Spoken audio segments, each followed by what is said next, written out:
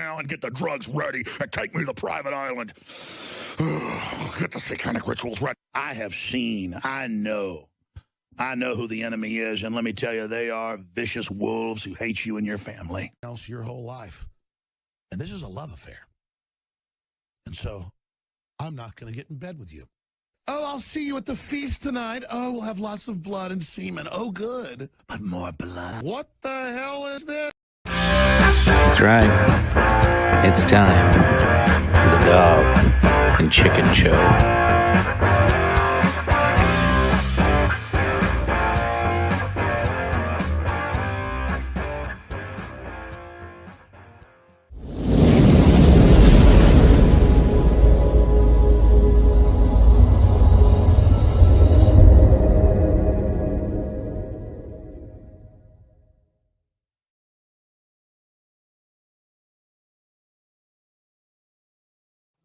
Welcome back, ladies and gentlemen, to episode 67 of the Dog and Chicken Show. Dog will be joining here shortly and invites out for several others. We'll see who pops in tonight.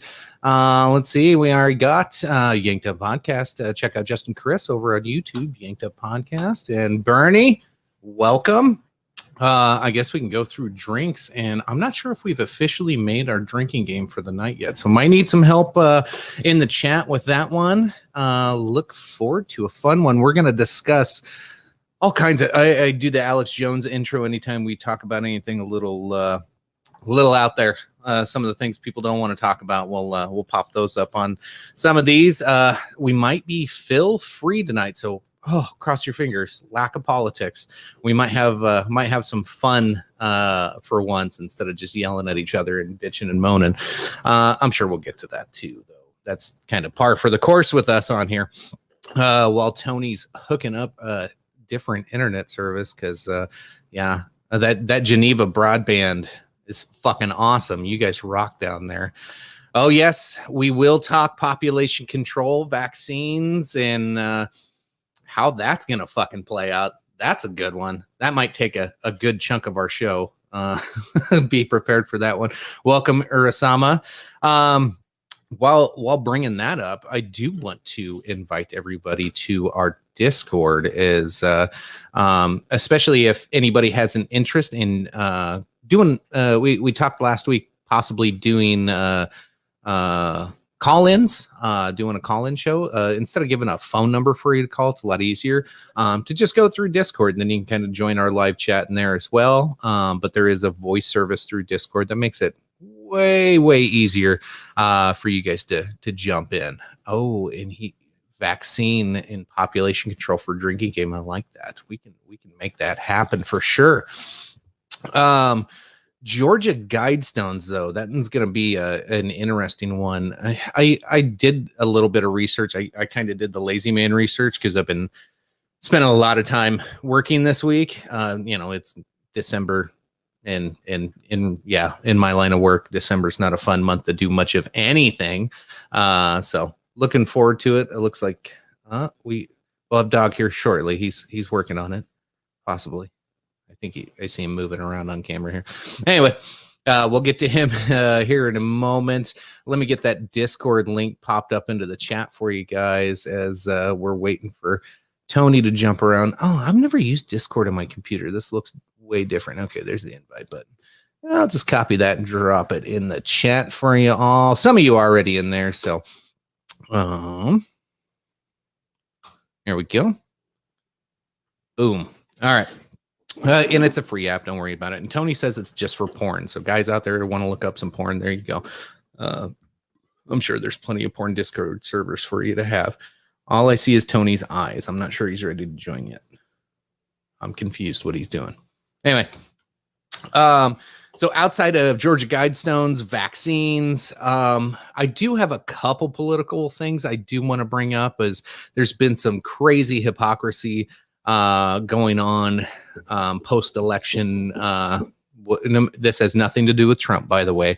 We'll get into some things that have really pissed me off. Way to go politics. No matter where you live, you're going to love some of the stuff that's going on in the world today.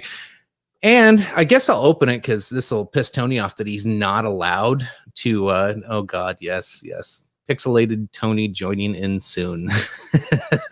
Oh, Justin, what did you? Justin sent me a text earlier about a drinking game should be every time Tony has to leave because of his internet connection instead of his kids entering. That's a good one. We can probably add that as well. Jokes at Tony's expense, and he can't even defend himself. Poor guy. So first one, some of you in here probably be a few maybe Husker fans, some not.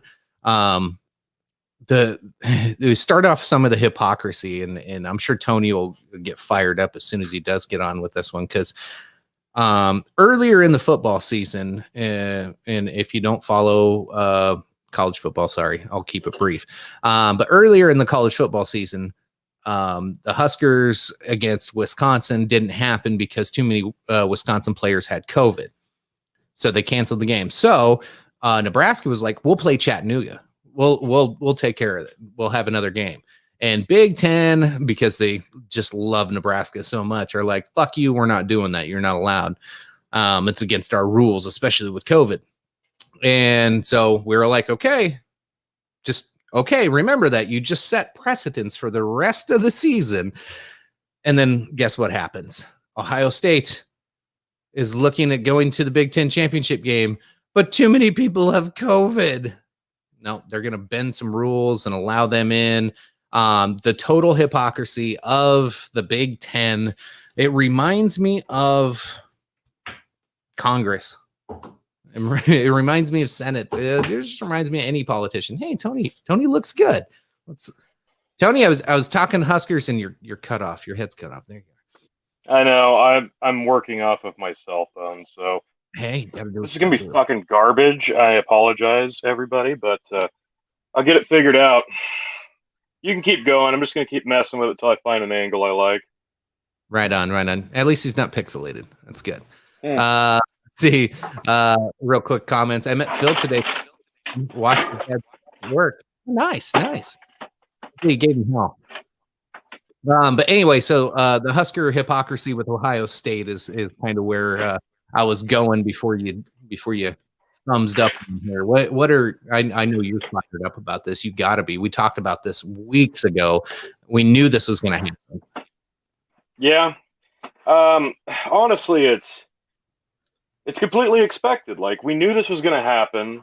We joked about this in the preseason. We talked about it. I think the week before the whole season started, and the fact it's not even about Nebraska for me. It's about Indiana, because Indiana's sitting at 7-1 right now. Mm-hmm. Okay, they lost the head-to-head to Ohio State.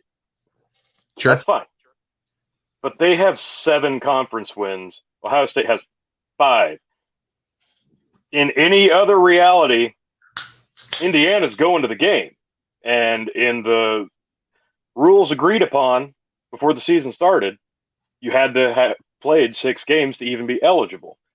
But because we're ranked highly and it's Ohio State, we're going to bend the rules and we're going to screw over every other team, and especially Indiana. And it's a slap in the face to teams like Nebraska that tried to fill that spot. And the only Nebraska knew they weren't going to get to fill that canceled Wisconsin game. The only reason they tried to in the first place was so that when this exact scenario happened, everybody go, well, okay, that's hypocrisy times like 8 at this point. Yep. So it's a bad look on the conference, and honestly, I can't believe they did it. Like I believe they did it, but I can't believe they did it so blatantly. Oh yeah, It's insulting to everybody. It's insulting to every program, and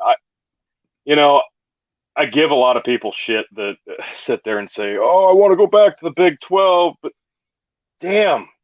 Oh, this doesn't sound so bad, does it? It still sounds pretty bad, and it would make not no as sense. bad as it did last year. No, agreed. But long term, it would make no sense. But right now, in the moment, in reaction to this shit, yeah, I'm just disgusted with it as a whole. We knew this season was going to be a disaster, but like this is just insulting. Yeah, it was pretty insulting. I saw the meme and it showed the four girls in the four corners, and the first one was Illinois saying, "But I played by the Big Ten rules," and it shows Northwestern says, "And so did I," and then it shows Nebraska in the bottom left says, "We fought the Big Ten and we fought their rules," and then it shows Ohio State in the bottom right hand corner. They were like, "Big Ten has rules." Yeah, that's about right. No, they don't have rules until they want you to follow them. They put a guideline out there. That's about it. If you don't follow it, then they apply, unless you're Ohio State. Yeah, unless you're Ohio State. I'm sure if Michigan was halfway good, then they would jump on that train too. Yeah, Michigan's another darling, but we haven't had to worry about them being good for a long time, so it's not a problem. So anyway, Georgia Guidestones. I suppose we can jump into that. Since you're on your phone, I guess I'm gonna have to start pulling up some websites, huh? Jesus. I have tabs open. There's a YouTube video I was gonna try to send you. I'm gonna have you look this up. Sorry, we're working pretty blue tonight, folks. I just wanted to have this pulled up. You can mute the video. We can watch it as we kind of talk about it so people can get a visual representation of what we're actually talking about here.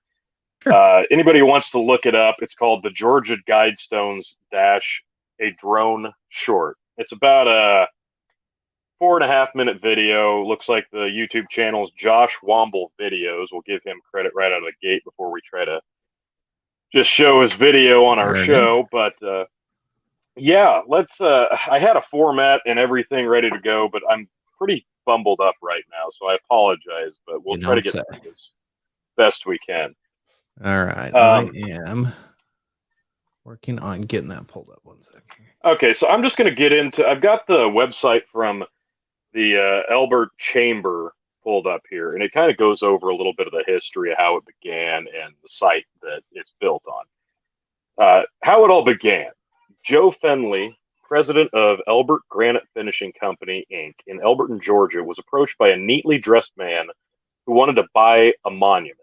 The middle-aged man, who identified himself as Mr. Robert C. Christian, a.k.a. R.C. Christian, said he wanted to know the cost of building a monument to the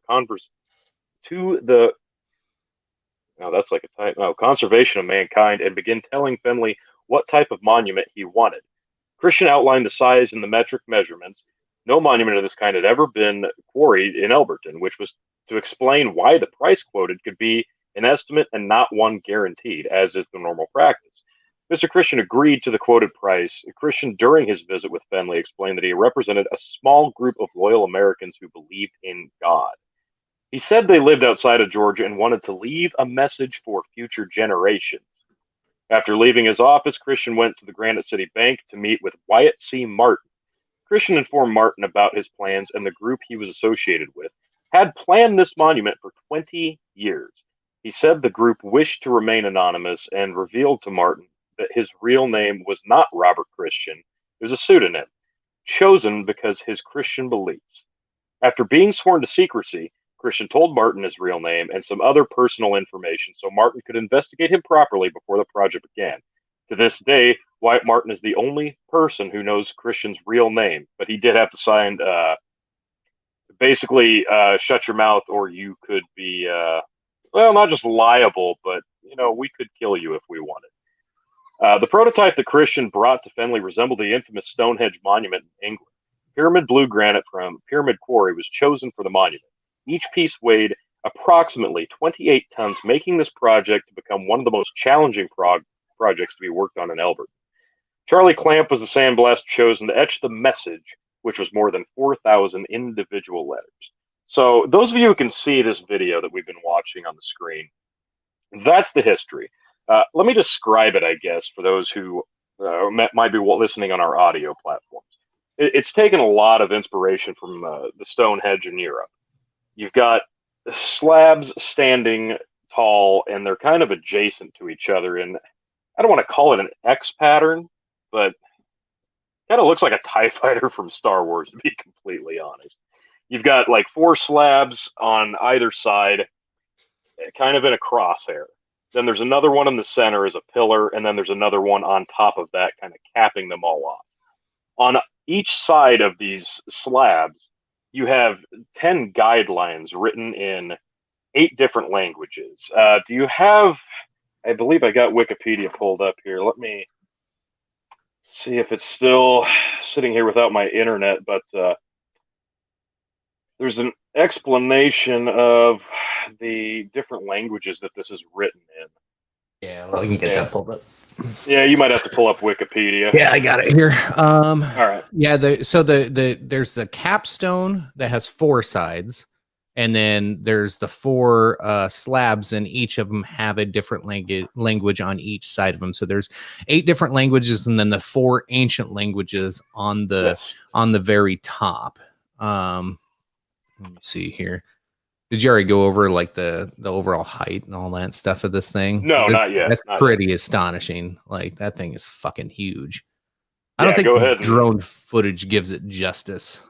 No, that's the thing. Like the drone footage is interesting, but like seeing the people who've actually gone and visited this thing and doing the selfie mode on their camera, it's massive. If you have the measurements, go ahead and run down that. Yeah, let me swing over here. Get my Wikipedia on. So overall height. I got it. Yep. I finally got Wikipedia back. Go ahead. Oh my God. All right. So overall height, it is 19 feet 3 inches. And this thing weighs over 237,000 pounds that they had to, they cut and dug out of a quarry locally there. So the 4 major stones are 16 feet and 4 inches. And then, of course, the capstone on top finishes off the rest of the height. Center stone is 16 feet, 4 inches as well. Capstone is 9 feet, 8 inches long and 6 feet, 6 inches wide. And it's about 1.5 feet thick. Weighs that one, just the one that sits on top of them and all, weighs about 25,000 pounds itself. Jesus, support stones, which are the bases, those are 7 feet 4 inches long and 2 feet wide, about 1 foot thick each.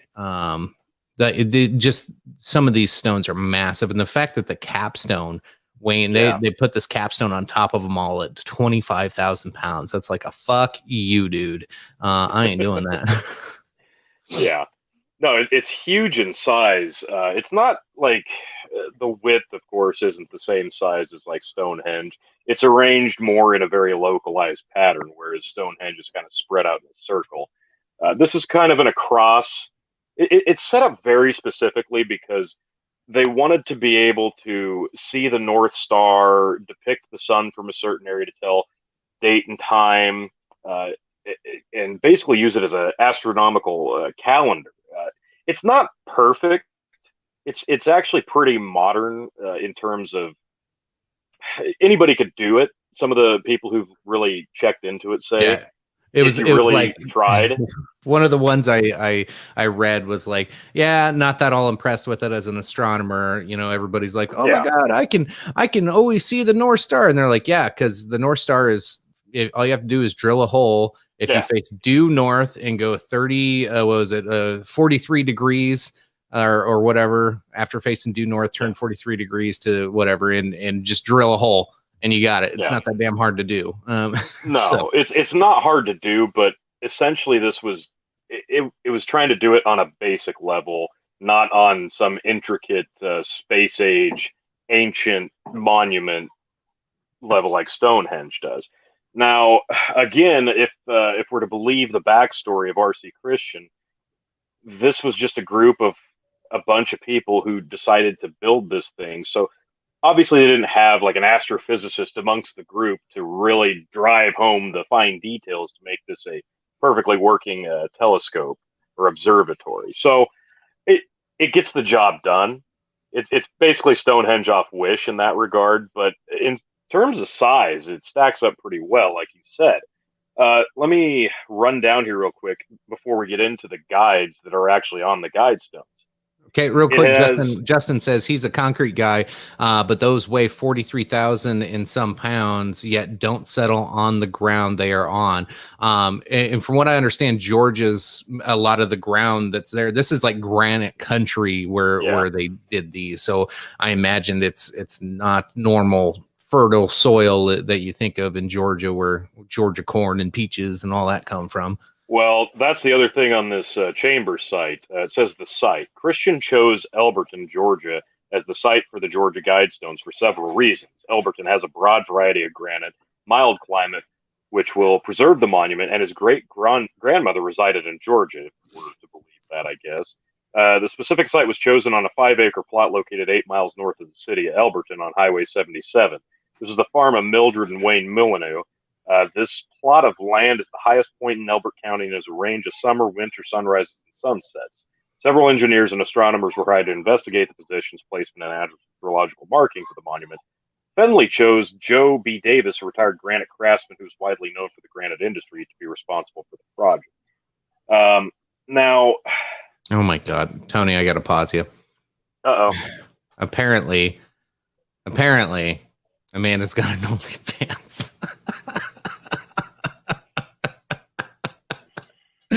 Well, okay, no. To be fair, we've probably plugged worse things on this show. I know, right? So honestly, this is probably in our wheelhouse. I think we should probably, like, if Amanda wants to plug her OnlyFans towards the end of the show, jump on with us. You can plug it, give everybody the address, tell everybody how much it costs, what you offer. I mean, I get it. These are trying times. Oh, God, Dakota. Anybody. Yeah, Dakota's asking to look her up. What's your ad? Yeah. All right, sorry. Okay, continue. So I just couldn't pass that up. Anytime I can make fun of Amanda a little bit. I was nice about it. Well, yeah. Hey, we're trying to help a sister out. Yeah, did you go over the languages that they have it written on? No, I did not. Okay, so the Guidestone languages, below the 2 columns of text is written the caption Guidestone languages with a diagram of the granite slab layout beneath it. The names of 8 modern languages are inscribed along the long edges, projecting rectangles, 1 per edge. Starting from due north and moving clockwise around so that the upper edge of the northeast rectangle is listed first. They are English, Spanish, Swahili, Hindi, Hebrew, Arabic, Chinese, and Russian. And at the bottom center of the tablet is the following text. This is additional information available at Elberton Granite Museum and Exhibit, College Avenue, Elberton, Georgia.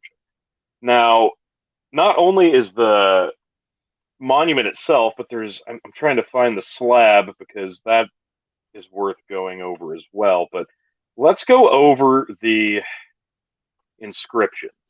Okay, let me back it up just a hair because it's on the part of the video where it actually shows part of it. All right. There we go. This really sucks not being able to read the chat right now with you guys. Usually, not a ton going on, not yet. All right. Dakota says, I don't know her, but I'd like to support new friends. So at the very top of these capstones, God, I love how the chat just kind of sidebars us. Sometimes we need it. So at the top of it, this is probably the most controversial thing that these capstones say that cause a lot of people to freak out. So it says, maintain humanity under 500 million in perpetual balance with nature.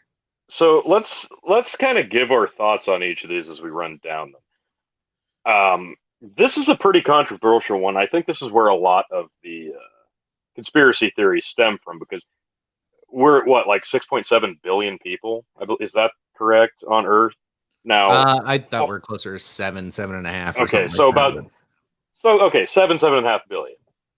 500 million is a very low number. So people's minds immediately start jumping to the conclusion that they're talking about some form of genocide, maybe some man-made Armageddon that would greatly reduce humanity's numbers. I don't take it that way. I think the overall aura of this thing and the intention of it are in the event that humanity's numbers fall to such a low number. This is a way to maintain it and not let it get out of control. I just don't take it in an evil way. I can see why people would, though. Yeah. Urasama says that one does seem pretty population control-y. Yes, it does. Yeah. Do we know what the population was when this was created? It was about 6.5, or it was probably about 6 billion when it was created, because this was constructed in 79 and unveiled in 80, I do believe. Yeah. This is only 40 years old. That's the thing. Yeah. I guess we should have probably mentioned this isn't an old monument by any means. This, yeah, like you said, it was unveiled in 1980, but you got to remember what the current climate of Cold War. Yeah, exactly. Now, if we got to a hot war during the Cold War, it's not really outside of the realm of possibility that the numbers of humanity dwindle down quite a bit. So, looking at it that way, looking at it in all the different languages, and this being a site that people would strive to get to, this is a plot of land that people might, venture towards. It's flat, you'd see it, you go towards it. The idea here is that humanity kind of finds its way to this, a calling. Well, wasn't it the Cherokee Indians called it the center of the earth? Was just like Right. like in that same area. Yeah. So you've got a bit of a spiritual connection there. Like humanity is just supposed to meet at this point. So that's why they picked it. So once they get there, they wanted people to be able to read this thing no matter what continent or country or part of the world that they came from. So that's why it's in all these languages. Now, if you're rebuilding society, you maintain humanity under 500 million. That doesn't sound so bad at that point. Right. It's manageable instead of the, chaos that we live in nowadays. So I can see why it says it that way. It is worded a little genocide-y if you want to go that route. But yeah, I don't take it with evil intent personally. Yeah. Justin says, well, we are overpopulated, so 500 million is a sign of maybe why COVID is here to decrease the number. Allegedly. And Allegedly. Is that one of the drinking words? Yep, sure is. Uh-huh. All right. Hitting it up, by the way, I did add it. Conspiracy, Illuminati, vaccine, COVID, and if we talk about Biden or Trump, okay, that's drinking great. game is on. Yes. So, I guess my thoughts on the 500 million or whatever the hell this is supposed to be. So when we decided to do this episode, guess where I went with research, Tony? Conspiracy theory. Yeah, a little bit. Oh, no. So the only way that you can take that first one of the population of 500, there's two ways you can look at this. One, the conspiratorial side is immediately you like start researching what kind of cult is this involved in, and of course, Sure. I'm not gonna go down the drinking game hole. I'm going to talk about Rosicrucians. Supposedly, there was a group of Rosicrucians that had really been involved with this, and stemming to possibly even Ted Turner being a part of this because of his wanting to be all in love with nature and taking care of Mr. Captain Planet himself, the creator. Was absolutely obsessed with saving the world, and a lot of people, like you said, Cold War, a lot of people thought that would happen. But so the nefarious piece of it was, is it Rosicrucians, a cult? There's a new world order, something's gonna happen to kill off everybody, genocidal. And then the other one was, there's a natural disaster going to come. Even the Rosicrucians even believed that every 15,000 years there's solar flares that hit the earth and wipe everybody out. So that was another conspiracy drink. That was another conspiracy. Damn it, I did it again. That that popped off in a lot of these conversations. So that's really like the two ways to look at it. But the wording of it says maintain, and that's probably one of the key words on there is maintain humanity under 500 million. It doesn't say get to 500 million. Exactly.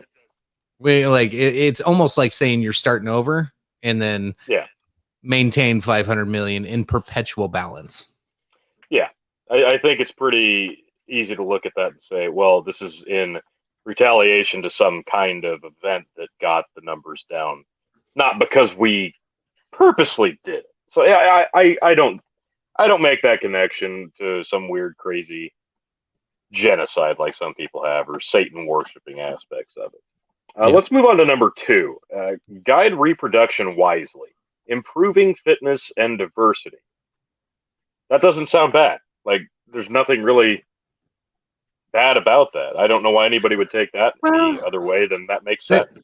No, there is. I've heard some terrible takes. When I've listened to some YouTubers, even just some normal YouTubers, like Really? just throwing out videos, and they're like just nonchalantly going, "Yeah, guide reproduction wisely. So we're improving fitness and diversity. So yeah, let's not let ugly people, fat people, and dumb people reproduce." And I was like, "What?" And they were serious, like that. Like people were serious saying shit like that. Well, here's the thing: if the numbers have been dwindled down to 500 million, you can be picky and choosy at that point about reproducing and repopulating the earth, because you have that you're at the crossroads of an opportunity. Like, this is probably going to sound horrible, but you have an opportunity to ensure the evolution of mankind at this point. Do you continue with the old slobbish ways that we're used to, or do you take that opportunity and have mankind thrive?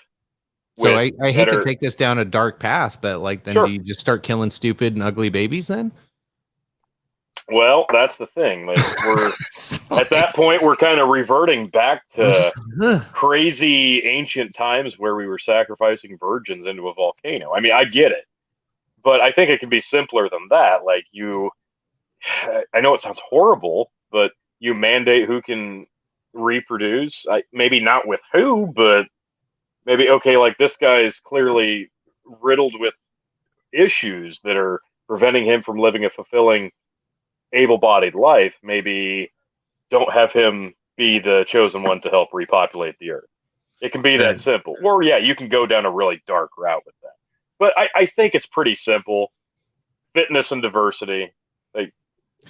It sounds good on the surface. I see where it can get troublesome. Justin Chris says, so there's conspiracy of Illuminati that the vaccine for COVID virus might break Trump or end Biden. Drink. I already did. Yeah, I finished my glass. Thanks. This one sounds sinister to me, says Urasama, because of the amount of control you need to exert in order to follow that rule. I absolutely agree. I do not see that's a super slippery slope. That could get really, really bad. Well, not if you follow the other guides. Some of the other guides aren't that great either.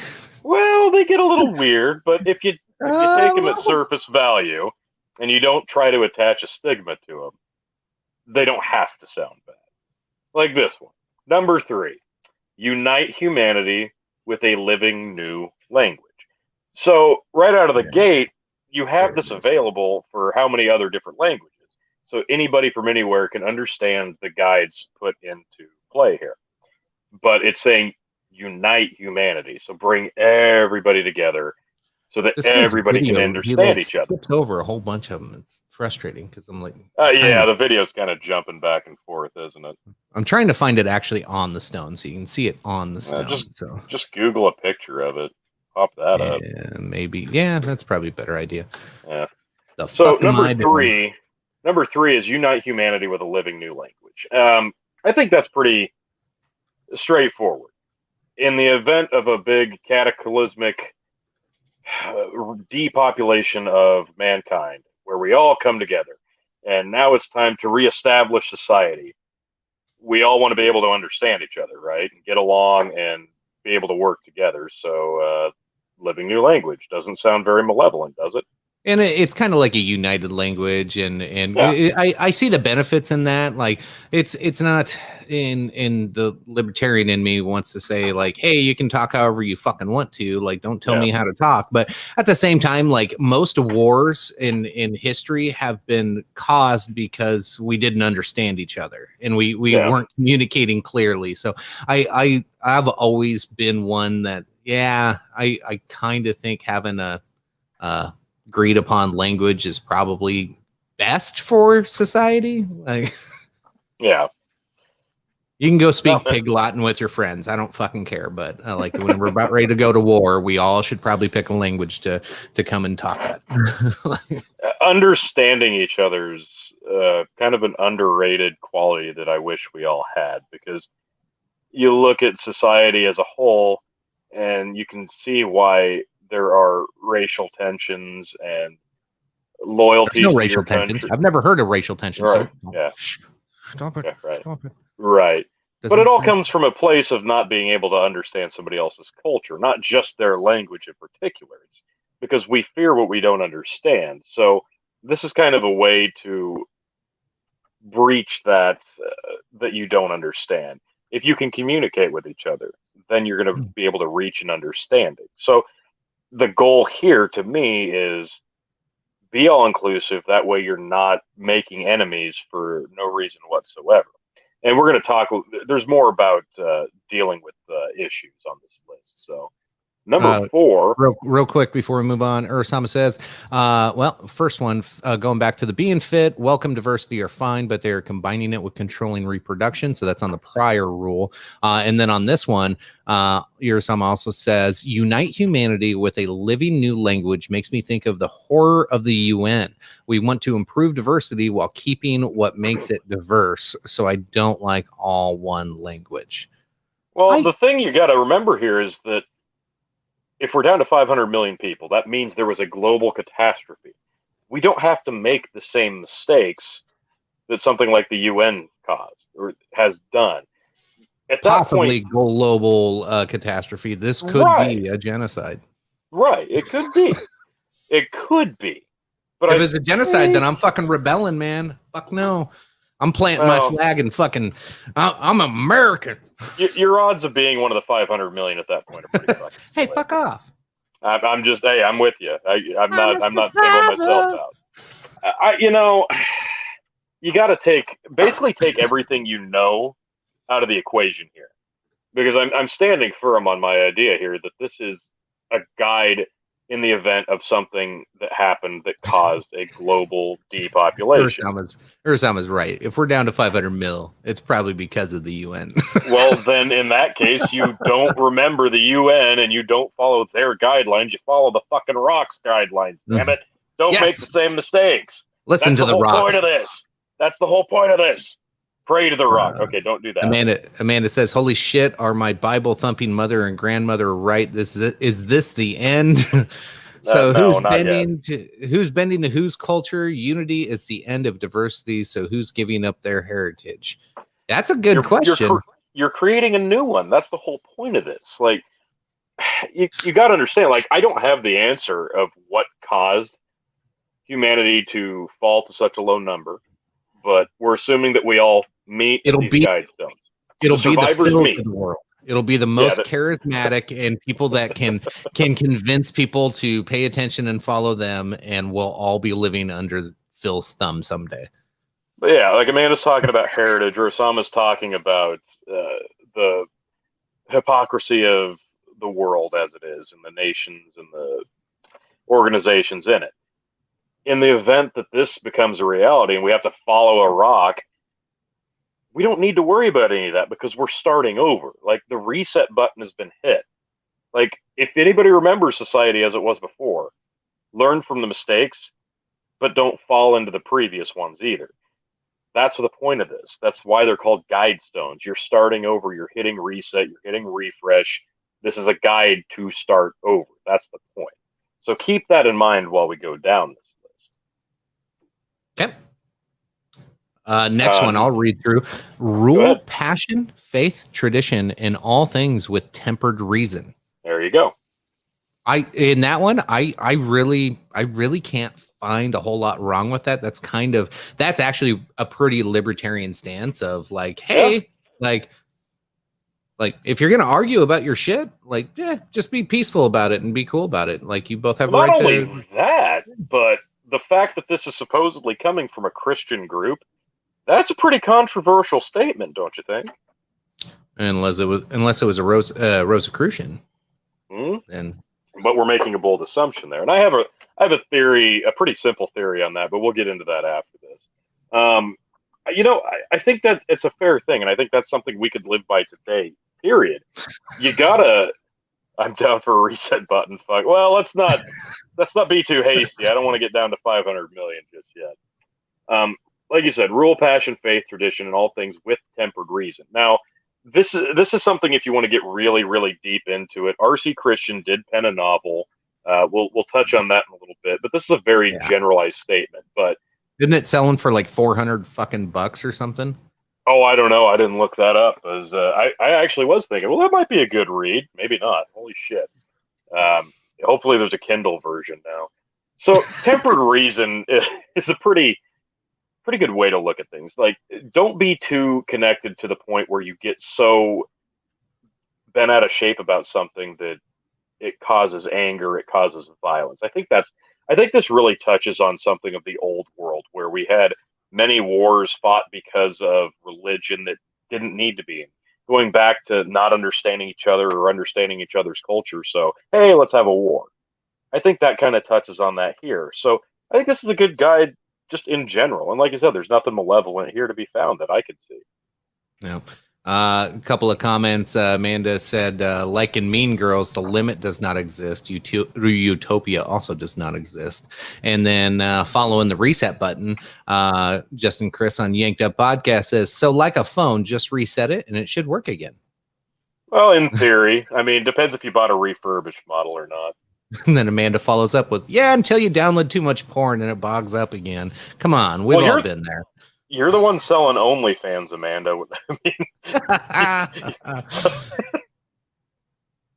And 90% of what he says is sarcasm. Please don't take him serious. That's what we are. You know, like, damn it, Cody, I will never assume you're using sarcasm. Where were we? No.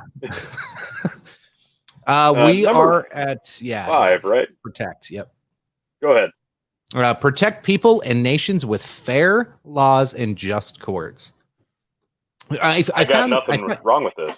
No, but I found it interesting. So the language in there, so protecting people and nations. So they're still like talking about having nation states and borders and things like I find it fascinating. Now I wonder if it's, thinking of a world population of 500 million or like, and so like North America is just a country now or like they're setting a precedence right there that you're going to have land rights and borders and eventually like you're going to have things splitting apart and people moving to different areas and putting up a wall and like I see that's the only thing I saw with that of like if you were going to create a utopia, saying you're going to have separate nations is probably some language to keep out. Like just protect people. You could just say protect people with fair laws and just courts and leave it at that. Sure.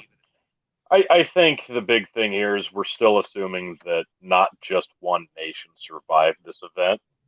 And again, it's a guide for the entire world. So if the entire world meets up at this place, we're assuming that not everybody's going to want to stay in Georgia, right? Some of them are going to want to go back to where they had come from under this new understanding. I'm sorry, there's a runoff election and Democrats are trying to move to Georgia. They have to stop the Republicans from gaining the Senate. So they want to stay in Georgia. Trust me, they're moving there permanently. Trust me, let them vote. Okay, I'll just say it now. If in this new 500 million population Earth, there's still Republicans and Democrats, I'm fucking out, y'all. I'm fucking out, yeah. That's it. Nope, done. Somebody else can have my spot on the fucking spaceship Noah's Ark. Nope, I'm good. Count me out. Urasama's right on point with where my mind was going here. Protect people and nations is what makes me think this is set of a world government ideals. It seems to imply ruling over nations, even if it says be fair. Yeah, that's like where my brain was going. Is like, why are we talking about nations? Like, why is this a thing? I think it's worded that way because this group always has the mindset of a higher power because it's a religious group, supposedly. So I think that's kind of it. They're trying to mix humanity and religion, but not with religion. It's a very interesting dynamic. They're kind of picking and choosing the aspects of religion that they want, which I find very fascinating. But, I don't look at the word nations and think, well, this is going to be a fucking disaster. It doesn't have to be. It doesn't have to be. It doesn't have to be, but it is. It is now. But again, this is after a reset, people. Come on, you're taking too much of what you know about the world as like it is the Great now. Reset? Think about this world as Oh it my would be God. if something happened. That's what we're talking about here. You can create nations into whatever you want. Follow the Guidestones, damn it. Phil's right. You are a normie. Oh. Yeah, sorry I'm the only fucking one. Number 6, let all nations rule. Ah, fuck, here we go. Let all nations rule internally, resolving external disputes in a world court. Now I know you're going to shit all over this one. Go for it. Yeah. Let all nations rule internally, resolving external disputes. So basically, no, there's good and bad to this. So when it says Yes. a world court, everybody goes NWO, but really, Yeah. this is the basic stance for the United States of America, because you think about Yeah, the United it is. States is every single state has their own constitution, they have their own government, they have their own ruling parties, and then when there's a dispute between Colorado and Nebraska over water rights, it goes to the Supreme Court, and then they help decide who's right and who's wrong. So it's not much different than what we have in our country, and the basic foundation of federalism is really what it is. Thanks on for a stealing my rebuttal right out of the gate, because that's where I was going to go when you shit all over this. Oh, sorry. No, go ahead. You're doing fine. No. But no, that makes sense. And one who welcome to the show, my brother. What up, Lynn? How's it going, man? Hey, What's Lynn. cracking? Sorry about the quality of video. I'm using my fucking phone. My kids are awake. Me And, too. Yeah. Tony's in Yeah. the same boat. How do I Well- sound, by the way? You sound fine. Both of you do. All right. On my end, at least. I don't know. I Should probably sound- ask the audience. Yeah. Oh, Tony, you said Illuminati. Oh, I no. did. No, your Osama did. Tony, you Illuminati shill. I said it twice. So Well, see, all right, 2 drinks. Well, you know what? If that's true, for you calling me out, I'm probably gonna have to get on the horn and we'll have to deal with you. But we'll see how that goes. let's see. I'll catch up on comments. World Court? No way. This is about world government ruling. Your Osama. Yeah. So Checks and balances, bitches from Amanda. Or Osama says, yeah, but I'm generally like, screw the feds when it comes to America too. I vote for whoever is like, I will weaken myself. Dakota, why are Tony and Lynn's phones better than their laptops? it's not better than my laptop. It's just that my shitty Verizon connection is a little more dependable than my fucking internet. I don't know how. Because I got that new Apple technology that Samsung built 2 years ago. Hey, mine works fine. All Boom! right. You shit on it all the time, but mine fucking works great. Yeah. Well, Fine, then work off your I've been phone. on for 2 years, so we're good. Yeah. My Apple computers work good too. Yeah. The silence is deafening. No. No, we were just waiting for you to say something that actually, mattered, but I guess you Okay. didn't have anything. All right. You're so fucking smug and full of yourself. And better. Yeah. You're a fucking $12,000 fucking piece of shit. I Hold was on. giving him a chance Hold on. to sniff his own fart there. Hold on, I'm Yeah. working on it. I'm working on Yeah. it. Oh, yes. Yeah. I There it love is. the glass, man. I love it. I didn't have a fancy glass for it tonight, but Yes. You got to get yourself a Glencairn for that. all mine are upstairs. Speaking of which, I should probably So- get me a drink if I'm going to be on. Yeah, you better Fair enough. get a drink. So Tony, we kind of agree on that one with the World Court. Like, it sounds grosser than I think it really is. Muting them. Yeah, exactly. That's where I was going to go with it. Like, it sounds like the wording of it, like right now, there's a really bad stigma kind of surrounding how that's worded. And I get it. But again, in the event of a big Armageddon, you're rebuilding this thing. It doesn't have to be bad. It doesn't have to be like it is now. So it makes sense, like you said, in consideration to how America operates, the United States. I think you can do that kind of the same way. Granted, it's going to be much more difficult, continent to continent. Also, of course, depending on how we interact with each other in this scenario, because we're obviously not going to have private jets anymore, you would assume. So it's a pretty broad statement, but overall, it doesn't have to be a bad thing, but I can definitely see why this one would irk people. Yeah, for sure. I got to find a new picture for the next one that it cuts off for some damn reason. Yeah. We are at number 7, and number 7 is avoid petty laws and useless officials. I love this one. I just got to get the right zoom here. Got a great shot of Lynn's beard over here, y'all. Nice. Anybody listening on just the audio, you got to jump over to the YouTube and all the video platforms, because this thing's magnificent. Look at that thing. Hot diggity. Yeah. Hot diggity. So yeah, what was the last one again? It was avoid petty laws and useless officials. Now, I think this really touches on too much government. Too much government is just going to lead to internal issues and a divided nation and a divided world. We see that today. It's glaringly obvious. And they take this one back to the Cold War scenario that this was in. And I think you could really see where this is trying to avoid a conflict right out of the gate by keeping it simple, keeping it honest, and keeping people being human to each other. And I think that's a pretty admirable way to look about it. So go ahead, and what's the evil about it?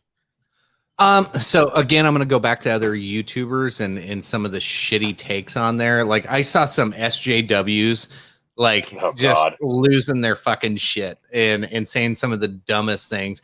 And like, and some people agree, there's laws that shouldn't be in place anymore. Like, we've moved on as a society. Like, prohibition was a good one that we like, hey, this is fucking stupid. Why are we doing this? Marijuana's almost to that point. Congress actually did something good for once and tried to legalize it. It's not going to go anywhere because the Senate's a bunch of old turds, but it was a nice gesture. I did appreciate that. But like, there's reasons these laws get put into place at certain points. And so the one guy brought up, probably fairly, he's like, look, why is jaywalking a law? And why do people get fined for jaywalking? Well, a couple of things. There's a safety aspect of it, and probably too many people were jaywalking and obstructing traffic at one point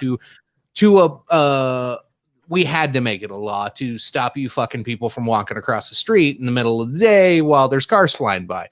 And then they're like, well, and then why are there meter maids? And why do you have like timed parking? I'm like, because they need to clean the fucking streets, because you don't fucking throw things in trash cans, you fucking asshole. Like, I'm like, there's reasons all these laws are in place, especially in urban cities. Like most of us that live out in the country, out in the middle of nowhere, there's not a whole lot of laws that really piss you off, especially like tiny ones, except for maybe like zoning laws when you're own property and want to add on to your house. Like, there's some stupid fucking tax related bullshit that they throw at you.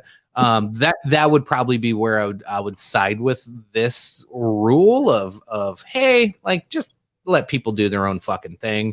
Sounds like a pretty good idea. But like, yeah, some of these other laws that the SJWs and just idiots that don't pay attention to anything want to bitch about, like, they're there for a reason, because it was obviously a problem. You don't pass a law unless it was a problem, and you're trying to these things stem from somewhere. A problem arises, you deal with it accordingly to the best that you can. Unfortunately, those things always seem to be taken advantage of, and it works for the system and against the people. And I think that's what people want to avoid. And I think that's something you can do with this guide, is avoid the petty laws and the useless officials. So if people just aren't shitty people, we can do just that. Avoid the petty laws and the useless officials. If you don't want the petty laws and useless officials, don't give them a reason to exist. And I think that's good advice today. Like, be a good person. Simple as that. Arisama says, avoid all laws and all officials. Oh, for fuck's sake. or someone's gonna be fun. Lynn, what's your opinion on that one specifically? Tony, you want to repeat it? I can't remember exactly how the wording was. Avoid petty laws and useless officials. Well, it depends on what kind of petty laws. Chicken, you remember that fucking book? There was a little book that I had like maybe in elementary school called "You Can't Eat Peanuts in Church," and it was book about all the stupid state laws that are like, yeah, and apparently in some state it's illegal to eat peanuts in church. Now, like you said, that law was put in place because there was a problem with too many people eating peanuts at fucking church. I mean, there's some laws out there that are pretty stupid. And yeah, jaywalking's not one of them because, yeah, you can walk out in front of a car and get hit and die. So I understand jaywalking. But peanuts in church, all it's going to do is piss off the church. And they can clean up, right? I don't know. Yeah. I'm just venting. No, I get you. Let's catch up on the chat real quick. Lynn, you got a compliment from Justin Chris. The beard looks like a porcupine I'm not going to fucking mess with. I don't know about a porcupine. Yeah, it's from wearing a COVID mask all fucking day. Yeah, that does fuck with your facial hair. Yeah. Urasama did finally bend the knee. He said we can have like 5 laws. Make them well. Yeah, that means 25. Yes. Urasama sounds good to me. From Coda. Let's see. Dakota says, lady in York almost died the other day for jaywalking. York News Times still has yet to confirm if it was her fault or the driver that hit her. Probably her if she was jaywalking. Hold on. I just want to mention. Look both ways, kid. No. I just want to mention that I love the fact that York, Nebraska's paper is called the York News Times, just because it sounds like the New York Times. I've always gotten a kick out of that. It was like they knew clickbait before clickbait was a thing. Yeah. Exactly. It's brilliant. I love that. Fuckers. Dakota driver also drove off after, so we'll see. Well, then she's fucked. That's a double fucker. Yeah, that's a double fucker you. What's our next one, Tony? Number 8, balance personal rights with social duties. Hate it. Why is that? Because that's saying that you do not get, so let's pick a right. Let's say First Amendment, free speech. So don't have that anymore. Yes, you do. You sure? No, not in this scenario. Well, that's why I don't like it, because it says that it's not Let go of the past. It's not an inalienable right given to you by a higher power that precedes the government. It's saying that you have to earn this right by having social duties. So duty. I was waiting for that. So basically, you're saying I should just be gifted things and I don't need to contribute to society. Do you have the right to breathe? Do you have the right to water? Do you have a right to take a shit? No, you have the ability.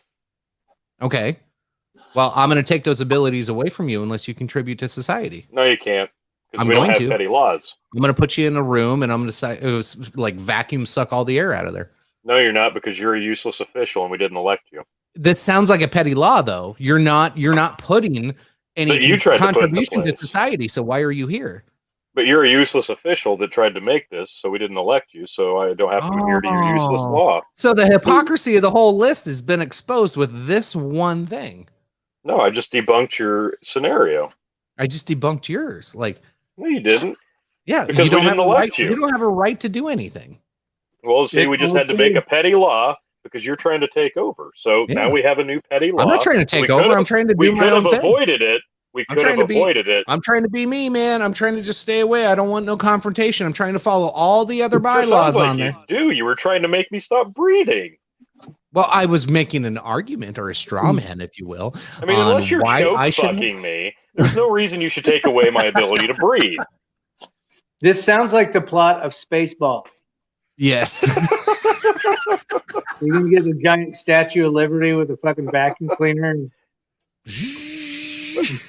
let's make this hypothetical a little clear, because we're going around in a circle here. Now, again, number 7 was avoid the petty laws and useless officials. You go down to number 8, balance personal rights with social duties. I think the indication here is that your personal rights, rights is a bad word because it makes you think of things from a previous era, right? Like that's immediately where your mind is going, is your rights, the rights that we have as Americans. I don't think that's what it means here with rights. I think rights are obviously something that we're going to have to recreate from scratch at this point. So balance your personal rights I don't under think you this have to new. recreate them. They did Well, a of pretty course, good job because on you're a an few of them. American and you want to do the rights that you had before. But we have to remember we're in reset. They're the If we're greatest in rights that have reset, ever been given to man. sure, that's not the point. The point is we're in a reset here. Not even given. They don't exist. They They precede don't us. exist anymore. They don't exist anymore. Yes, they do. Everybody has amnesia. We Can't don't tell me that. remember. Can't We tell me don't remember the rights. What I'm was the giving one you the rule of hypothetical. respecting other people's what was it? I can't remember the words. Now I have to go back up and look. Protecting people. Rule passion, faith, tradition, and all things with tempered reason, Tony. Yes, and you're not being tempered. I am being very tempered. No, you're being confrontational. I'm not being confrontational. You're How trying am I to being take confrontational? my ability to breathe. I was making an argument to help you understand You're how I trying to felt. choke I me. feel like you're suffocating me, Tony. I want a divorce. No. You feel suffocated. I feel like I'm being choked. Illuminati drink. Bernie. So I think the message for number 8, balance personal rights with social duties. I think if you take away the word rights and you replace it with personal ability, balance personal ability with social duties. How about responsibility? That's fine too. I think if you take that as I need to contribute to society instead of just taking away from it, I think that's the message here. That's my interpretation. Yeah, it was poorly worded. I think you're right. That's the message, but it's poorly worded, and it Yeah, wouldn't stand. I agree. It wouldn't stand in the court of chicken. I think there's a stigma with a lot of the ways that these things are worded, but they're worded that way because this came from a group familiar with their own inalienable rights, familiar with the world around them at the time, familiar with one way of thinking, so they worded it the way that they understood it. So it's going to come across really weird if you're reading this in Swahili, like, what the fuck are they talking about here? So it is a little confusing, but again, in the event of a reset, people are just looking for guidance, and that's what this is. Gotcha. Any Lynn, more thoughts on number 8? Now, Lynn, what are your thoughts? I'm still trying to figure out what I jumped in the middle of this damn conversation. I'm still trying to. What are you reading off of? For one, it's the Georgia Guidestones out there, and for me, I don't know what the fuck you guys are talking about. So yeah, my thoughts are, what are you guys even talking about? What are you?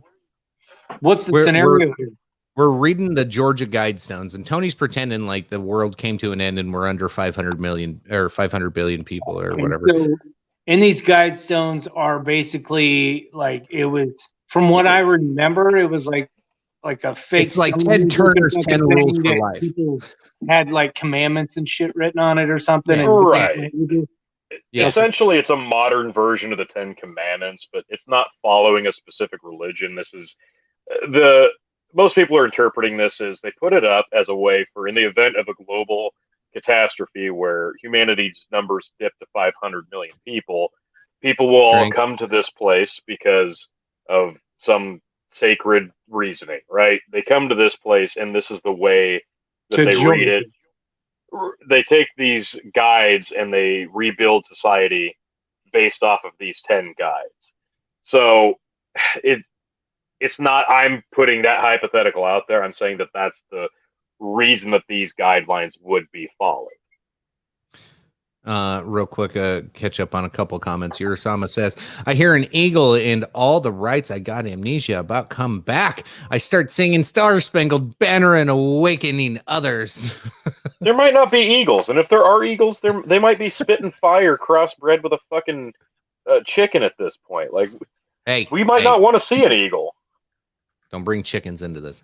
Amanda says, how about taking away all law and order and let survival of the fittest? Isn't that basically where this is going? No, that's not where this is going.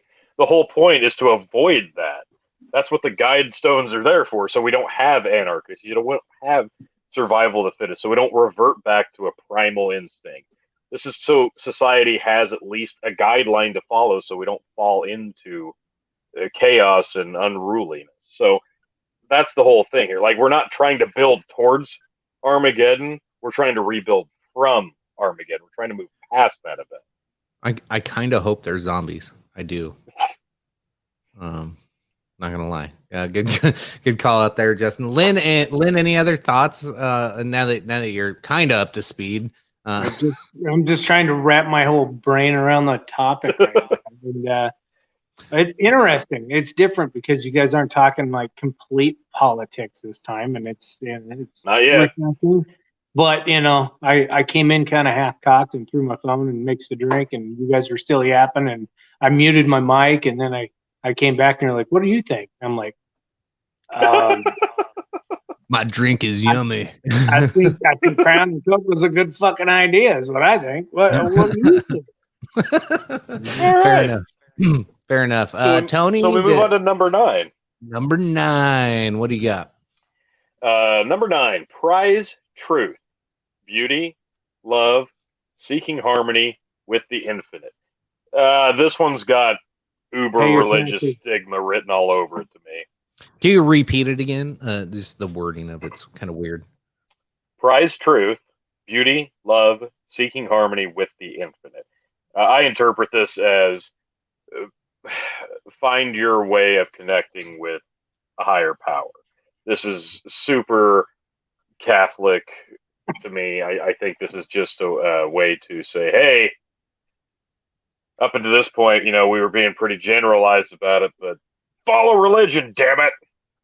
Yeah, it does. It does kind of come off as that. I don't know. There's not a whole lot of the wording of it. Sure, it comes off a little Bible thumper, but you could it comes off preachy. But you could take away like any religion, use those same words, and it can still sound like something good of like look to a higher power or right. Have something to believe in, which it's pretty much kind of a middle finger to atheists, maybe, unless it's the infinite part. Yeah, it's like we never end. What if it's take mushrooms and open your third eye and fucking step outside your mind? Fucking Joe Rogan. I mean, yeah, some DMT. Yeah, Yeah, I could get on board with that. I mean, I'm not ruling anything out at that point. If there's 500 million people, I'm first in line. Let's do some DMT. Fuck it, like all rules are off.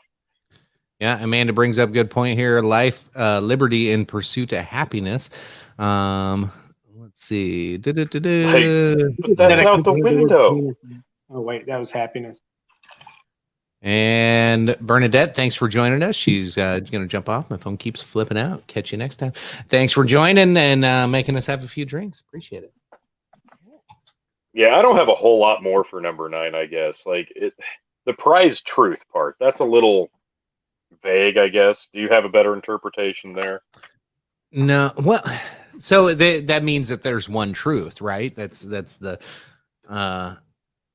that's I don't know. It's kind of one religion, kind of cultish thing. I'm not down with.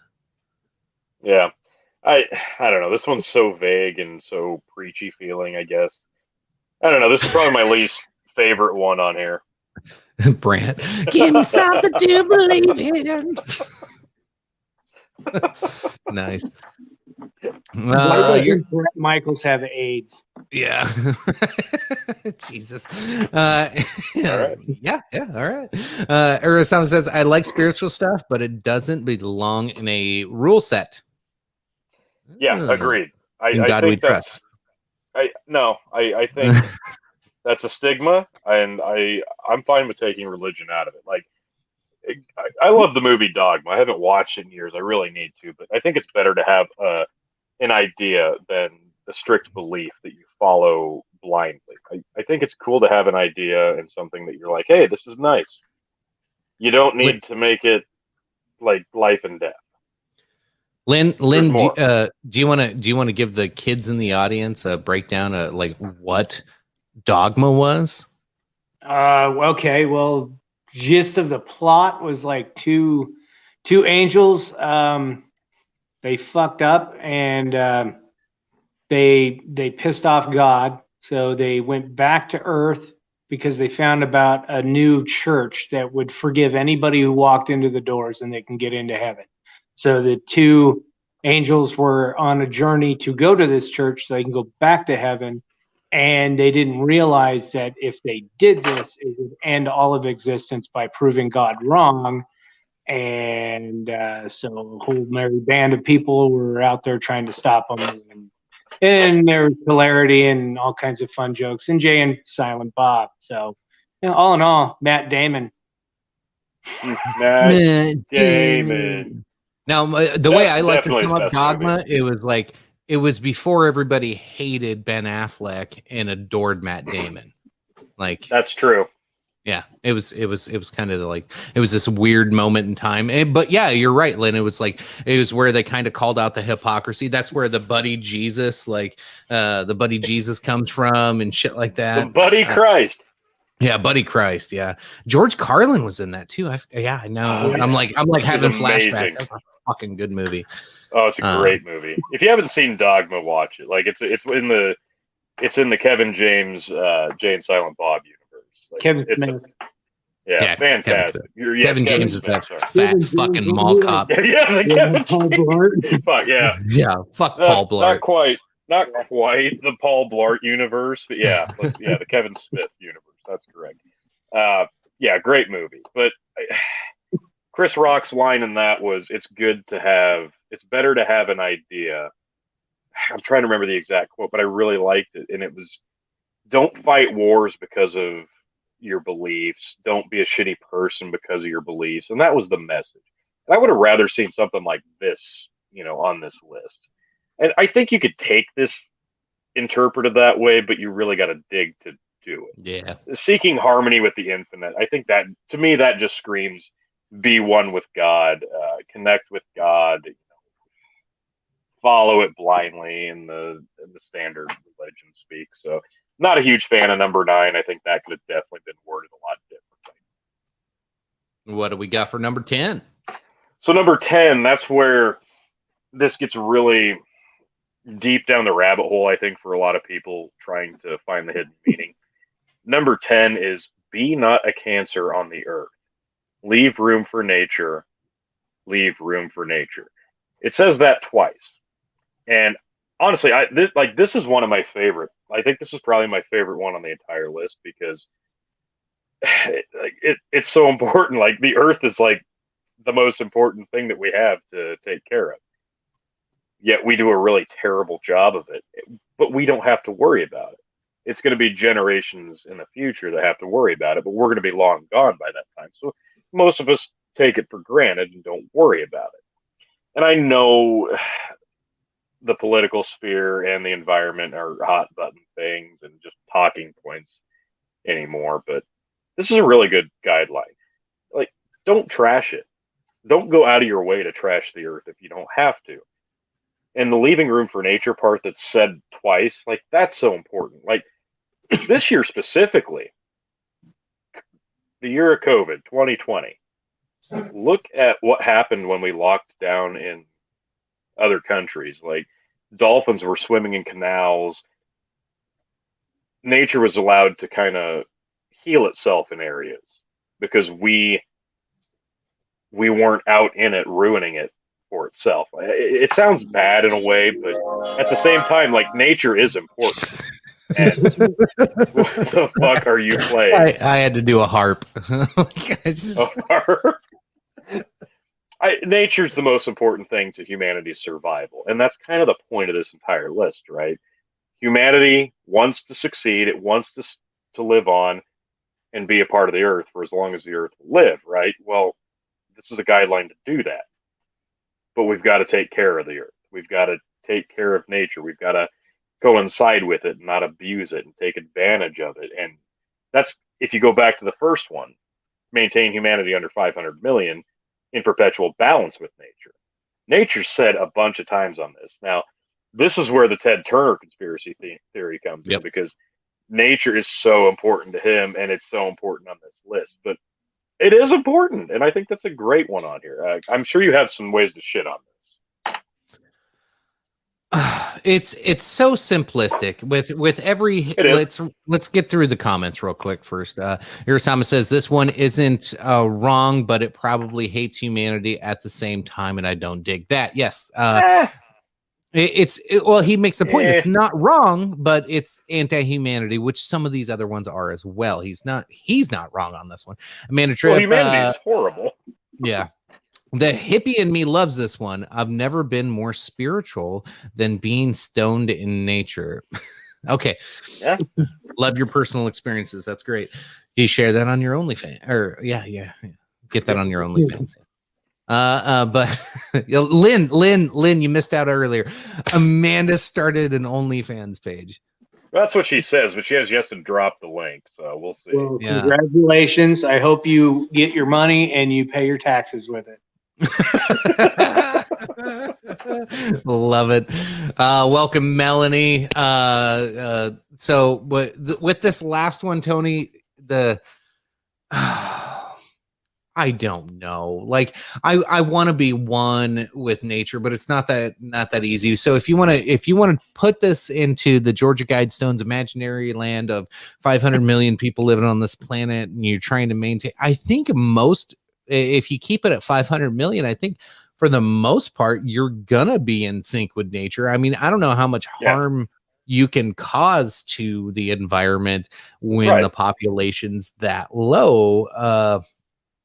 So I don't know how nefarious this one could be, unless you had like the fucking Gavin Newsoms and fucking Justin Trudeau's of the world. If they survive and try to fucking rule us, then then it's gonna be fucking ridiculous. But no taxes. Yeah, no, exactly. Now, again, like number one kind of brings it all full circle with number 10. Treat Earth right, let nature take its natural course, and the maintaining humanity under 500 million. So, yeah, like you said, 500 million people, you're not going to be able to impact the Earth in a very negative way with that low of a number. So it kind of takes care of itself. But the last one is just to really drive that point home. Hey, don't fuck this up again. Like, maybe that's why this number's so low in this hypothetical situation to begin with. We fucked things up too bad. It got to a point, thought people disappeared. Don't fuck it up again. I think number 1 and number 10 are the two silliest ones, and yet the two probably most like needed ones all at the same time. It's kind of weird because we have estimates from experts that the population of the world's going to get to like 10 to 11, maybe even up to 14 billion people before we start seeing a decline. It's really interesting. See, that's where I'm at with number 1 being maybe not such a bad idea. Yeah. Urasam says humans can't outlive nature. There was 5 times the amount of CO2 in the atmosphere during the time of the dinosaurs. Humans might destroy the earth they can live on, but they likely will never destroy life. That's actually true. We'll kill ourselves, but we won't kill everything. Yeah. Right, but we can damage the planet enough to the point where it's not inhabitable for species that come long after us. Like, then the aliens can come back. Right, our impact on the Earth is going to be something that resonates for eon and eon and eon, because we're such a unique, tiny little blip on the timeline of the universe, of Earth itself.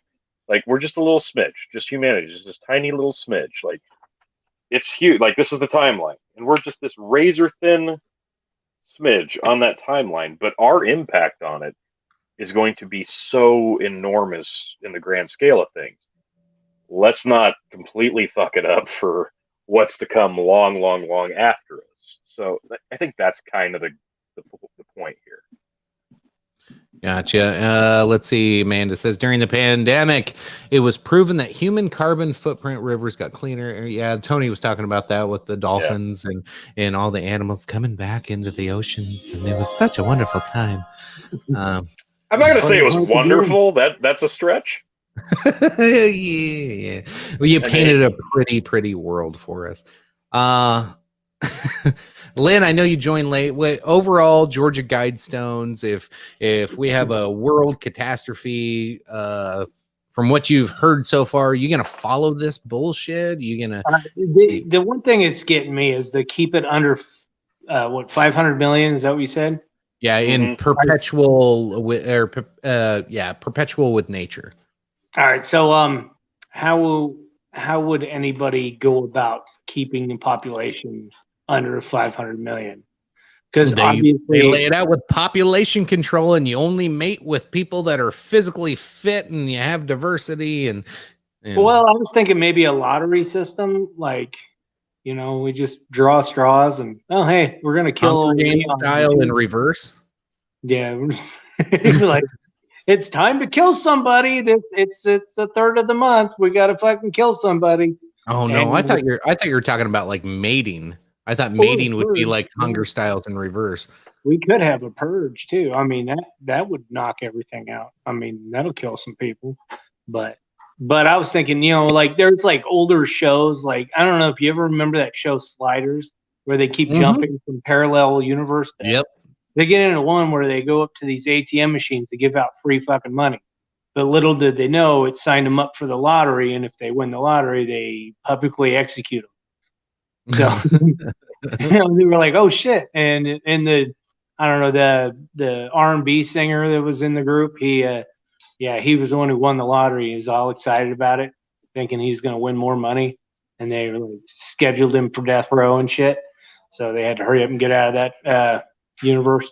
Either way, that's kind of what I was thinking, is they'd have like a lottery set up where they just kind of kill somebody on the new moon of every month or something, just for that's like a monthly thing, and it would keep the population down because you're just randomly killing people, and people are still dying, normal reasons, natural causes and disease and whatnot. But then you also have your sacrifice month, or once a month or something per town or some shit. Yeah, it's evil. It's fucked up, but it'll control the population. Yeah, I missed a couple of comments here. I missed the chance to pull Tony up when he was like sideways and frozen. I'm so fucking mad. I did not put it full screen. He's back now. Damn it. Anyway, we'll get to the comments here. So I love that. Was Thanos right?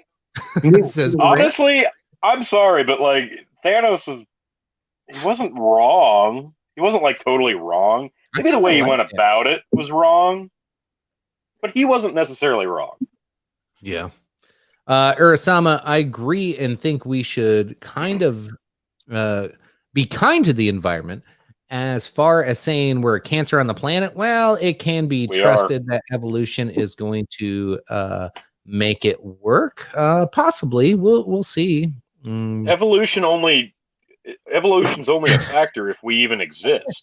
And of course, Amanda loved my reproduction Hunger Games comments. Yes, she's all like, "Oh my God, can I be a volunteer? Can I be a tribute?" There's your Fillmore County tribute. Yeah.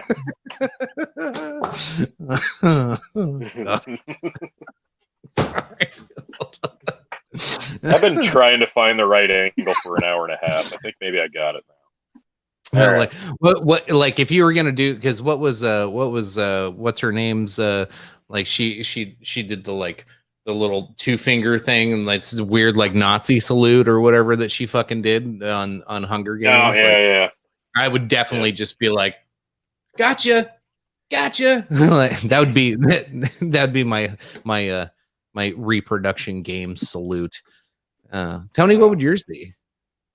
So I think I'd probably have to go with the old DX crotch chop, Oh, yeah. Keep it badass, because you got to be a badass in that scenario. I'm hoping it wouldn't come to that, but if people are gonna hang on to the old ways of doing things, Well, it's kind of appropriate for reproduction Hunger Games. You just Right. run up, you're like, suck it. Yeah, exactly. I was thinking more of the lines of something simple. Squishy, squishy. Yeah. Or do a little jerky or Yeah. Let's go. We can Hold probably. on. Couple more comments real quick. Oh, all right. Off topic. This is the longest I've heard Tony. LMAO. Yeah, that's fair. When I actually get a chance to talk, I might have a lot to say, but I don't get that opportunity a lot. And by the time I do, I'm usually too shit-faced to actually talk. So it never works out. Are you implying that Phil talks a lot? What? I wasn't gonna go there.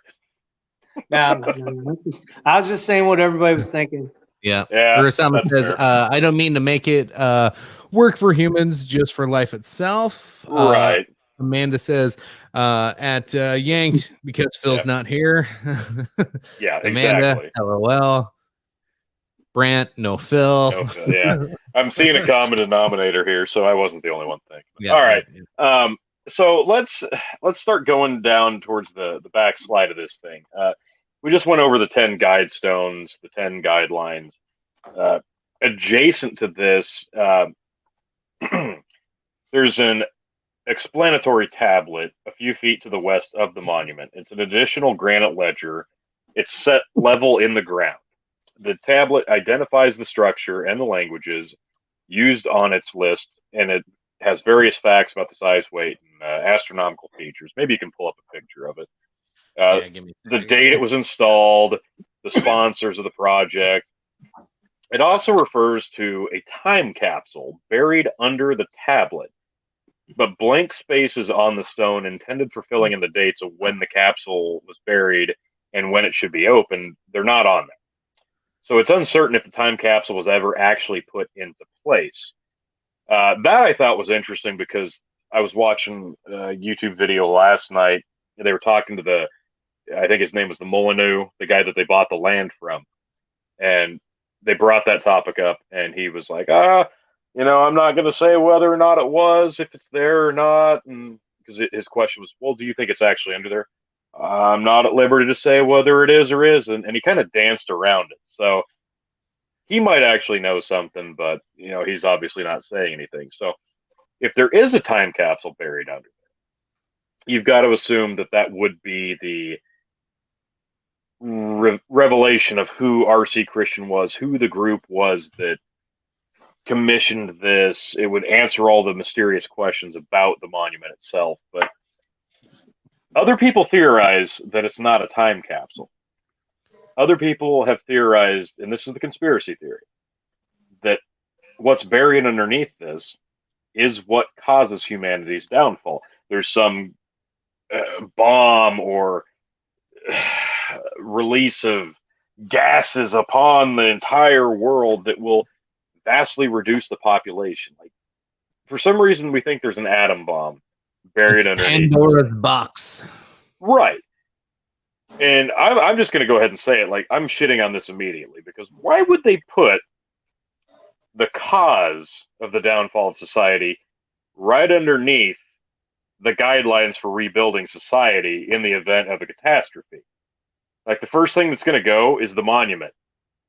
The monument's supposed to stay there in the event of a catastrophe. I don't think it's going to stay if you blow up what's underneath it, right? Like, am I the only one thinking this? Yeah, myth bomb right there. That's stupid. Hold on. Something just popped into my head here. What if it releases a virus with a 99.8% chance of survival? Damn it. Well, we're not gonna kill off 6.5 billion people if the survivability rate is 99%. We're fucking trying. No, we're not. Mask or whatever. Yeah. No, see, here's my theory. Maybe everybody that was involved with this fucking thing is in a chamber down below, in a hyperbolic chamber, frozen in time, waiting to be woke up.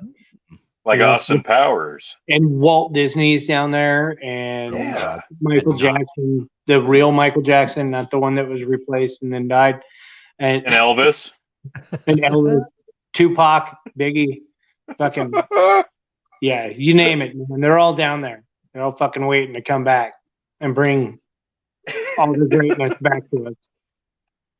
Well, if you think about time capsule in the literal sense, like typically a time capsule is something that you put for a future generation to open up to represent the year and the time of when it was buried. So if we go about that, we're talking 1980.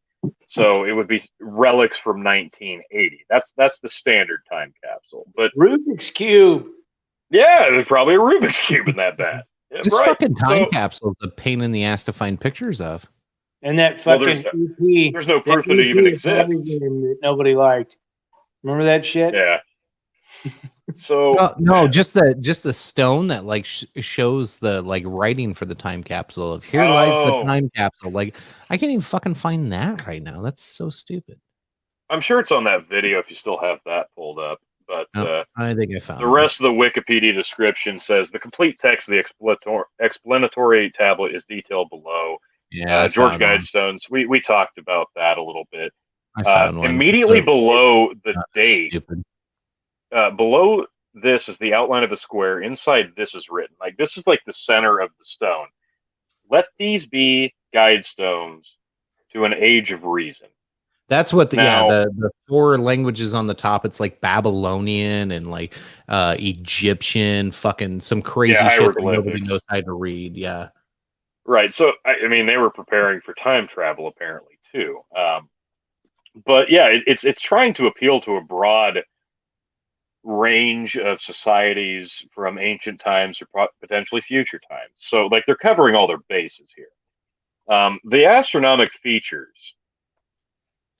1, channel through stone indicates celestial pole.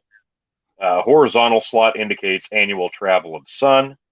Sunbeam through capstone marks noontime throughout the year. And then it says, this is the unique thing. Author, R.C. Christian, pseudonym. But it's misspelled. Now, we don't know if that was intentional or not. What pseudonym? It is. Yeah. Pseudonym. Yeah, it's misspelled. So we don't know if that's intentional for dramatic effect or some other reason, or if they just seriously had a typo on a giant piece of granite. It's Georgia. I think they just had a big typo. It's Georgia in 1979. That's what this is. Fucking Georgia, man. Sponsors a small group of Americans who seek the age of reason. Time capsule placed 6 feet below on the spot to be opened on blank. So, I don't know. I think really that's really the gist of it. Now, again, I am just taking this all as like this is a guideline in the event of catastrophe as how we're supposed to rebuild society and some of the basic generalizations of how we should go about doing it and the rules we should follow. We do have some interesting notes here, and actually Wikipedia has one that I mentioned to Chicken. Yoko Ono said the inscribed messages are a stirring call to rational thinking, and she actually released a song, I believe. Yeah, she had lyrics in there. Yeah, like a Georgia Stone is one of her songs, and she had lyrics that were taken from some of the Guidestones. I had a couple other notes. Do you have those handy? Because I obviously can't pull shit off my screen right now. Oh, let me pull up my phone here. We're gonna go down, like we're on the tail end of this thing. I know this might be a boring topic for some people. Yeah, like we've hammered this for an hour and a half, Tony. But let's get into conspiracy talk a little bit. Let's talk about this RC Christian. Let's talk about some of the evil assumptions people have made, because people go to this thing and they like when this first went up, people were totally against it, assuming that this was a satanic cult. This was just a new world order. People go to this place to this day and graffiti it and try to destroy it. Yeah, it was in Alberton, Georgia. So when they bought the land, it was like 5 acres of land. And the deal they made with the landowners was like they get 2 generations of grazing around the site, and then it's like all fenced off now, from what I understand, because you mentioned the people like graffitiing this shit and fucking with it so bad. You mentioned the Yoko Ono, the Christian, the RC Christian guy kept in contact up until Yes. Tony, you mentioned up until 2001 via a letter around 9/11. That's what I found interesting, because he was keeping in contact with one of the guys that built this thing. Martin was the one that he had direct contact with via. They would pen letters. I don't know if back and forth, but RC Christian would write letters to this Martin.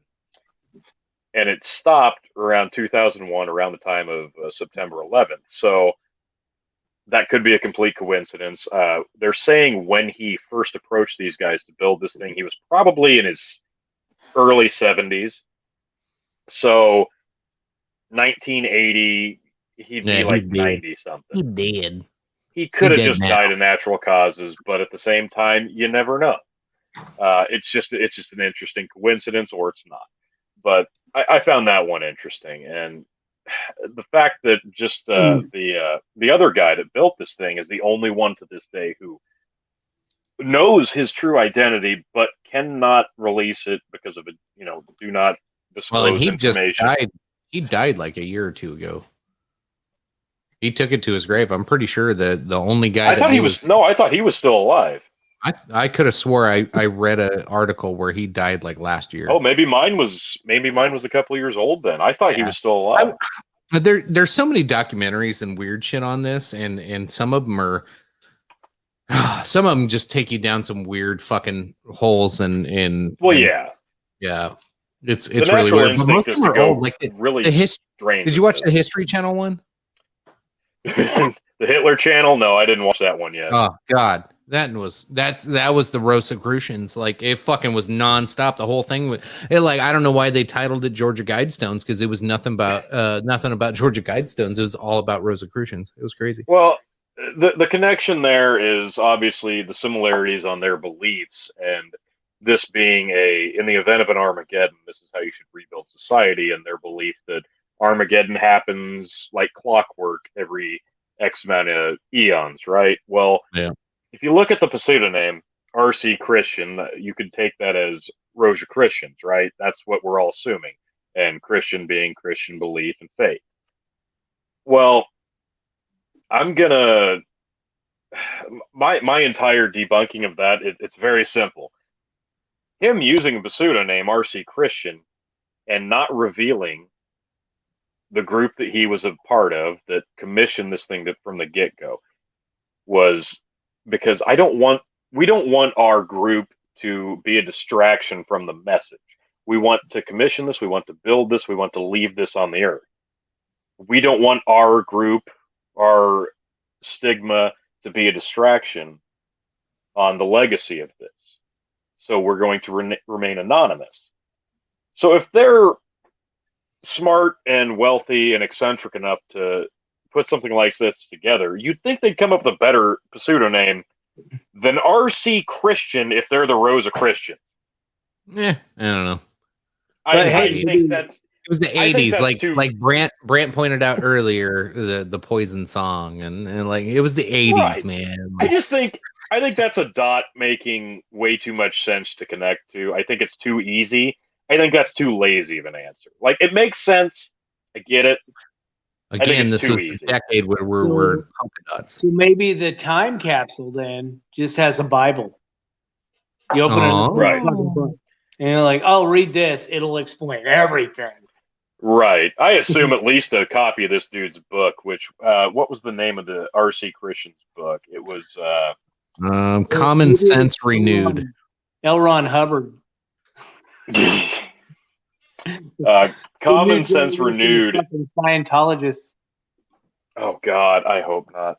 God, I hope not. Oh my God. While this you're was looking, a reference to Thomas Paine, and it's kind of a amalgamation of Thomas Paine's book and what was the other one? God, I had so much more information ready to go before my computer shit out on me. I was actually all prepared tonight. Had a bunch of tabs open. And Yeah, they Tony was all crashed. fired up for this episode. I was like, Yeah. fuck yeah. Like, Yeah. Then my internet said, "Yeah, you think you're ready?" Tony's like, no, Phil, no, Phil, no, Phil. Yeah. Get the job. Yeah. Right. Exactly. So let's debunk this. Let's shit on this. Who do you think the guy was? Because some people think that it wasn't even a guy at all. Like some people think that this Martin, the Molyneux, like this was just a big hoax put together by 2 guys, 3 guys to draw attention to the county, draw attention to their granite business. I don't believe that. What do you think? So the notion that this was just a big hoax to try to get more publicity to the granite business. They did zero advertising. They did zero. Yeah. They did nothing. They like built the thing, and it wasn't a big story. Like nobody knew about it. It slowly spread through word of mouth. So I totally shit on that one. I really think there was some rich guy, whether it be a Ted Turner or somebody else, who was in this weird little cult group, and they really thought the world was going to end, and they really thought something was going to happen, and they wanted to leave their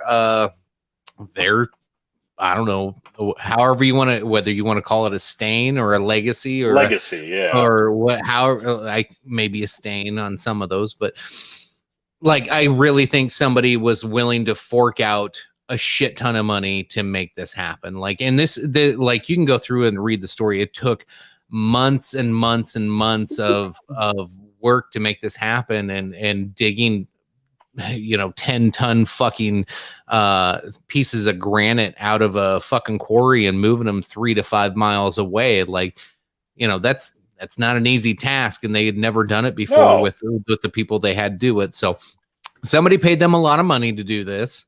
It was real. I don't think this was a publicity stunt, because nobody really benefited from it until the mid to late 90s before he got famous. Like, nobody really gave a shit until then. Yeah, exactly.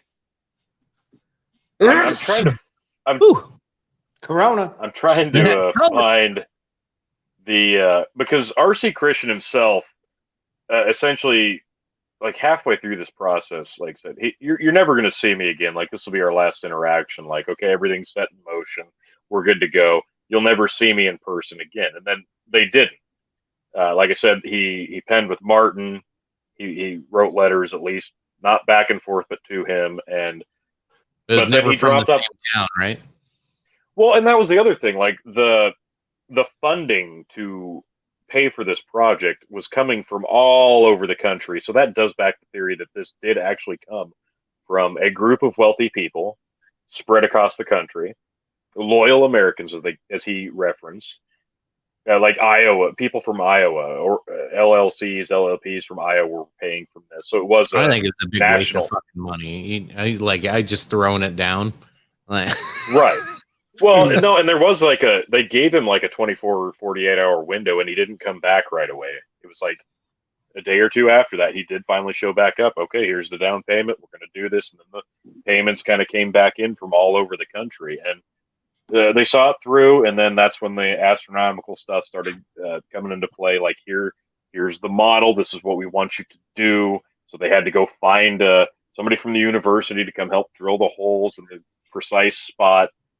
But I'm shitting all over the idea that this was a big hoax, because I mean this would be a really elaborate hoax on a different scale. And like you said, there's no payoff other than funny.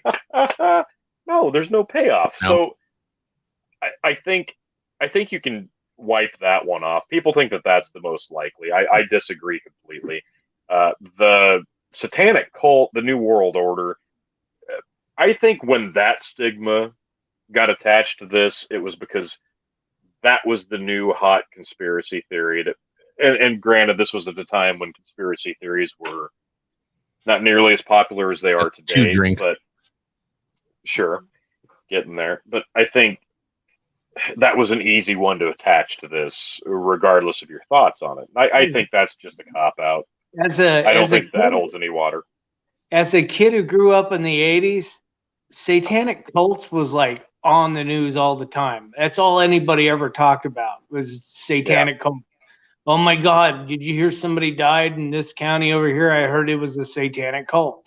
You know, it was just stupid shit over and over again. And it was like I don't know, you had your afternoon talk shows and shit, Sally Jesse Raphael and shit like that. They always talk about goddamn satanic cults like every other week.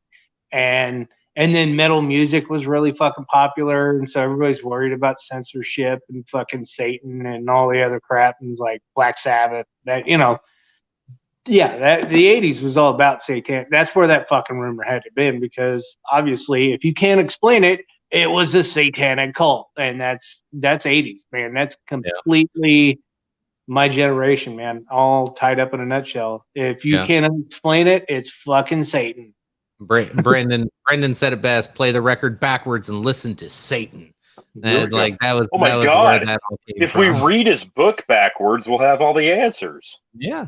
Let's catch up on comments real quick. We got Ursama. If you read the first letter of each word on the Guidestones, it actually says "Kill all humans, Bill Gates." Microchip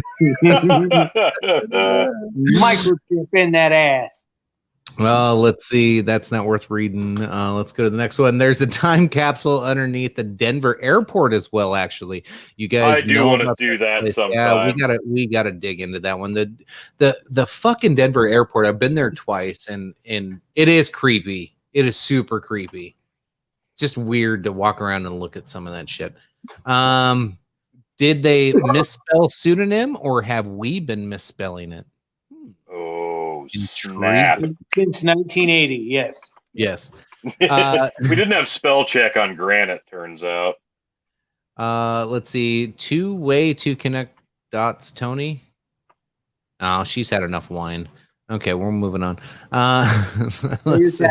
No, pull it back up. Pull it back up. What'd she say? This is a house reference. Too many dots to connect, Tony. They say when you hear hoof, think horses, not zebras. That's a house reference. But like I said, like the dots are easy to connect. I'm debunking that one because I think it's just a cop out. It's too easy to connect those dots. Well, yes and no. I think people are just jumping to a conclusion because they want an answer so badly. That's my reasoning for just kind of swatting that one to the side. Fair enough. I don't think Pokemon was relevant until like the 90s, but yeah, good on you. Good on you. Yeah. Fucking Pokemon. Definitely what is cult. This? Pokemon's definitely a cult. So are we going to completely gloss over the Ted Turner thing? Because I didn't even know about that one until like this afternoon. I was listening to a show on the way back from Lincoln, and they started talking about Ted Turner. I'm like, oh my God, I hate that makes too much sense. Like, this makes way too much sense. Damn it! I hope this isn't true, because that would really be disappointing. I'll let you run with it if that means I get to go have a quick smoke break while you run with it, because I just hate talking about Ted Turner. I hate the guy. I think he's disgusting. No, I don't want to talk too much about him, but I'm Googling. My internet's working enough. I could pull up a couple articles from Google, and I've got one pulled up. Right. It's the dog and Lynn show for a minute. I'm gonna go have a smoke because Lynn keeps fucking lighting up and it's driving me fucking insane. I'm like, I was gonna say, I know it's killing you. Podcast in the garage, man.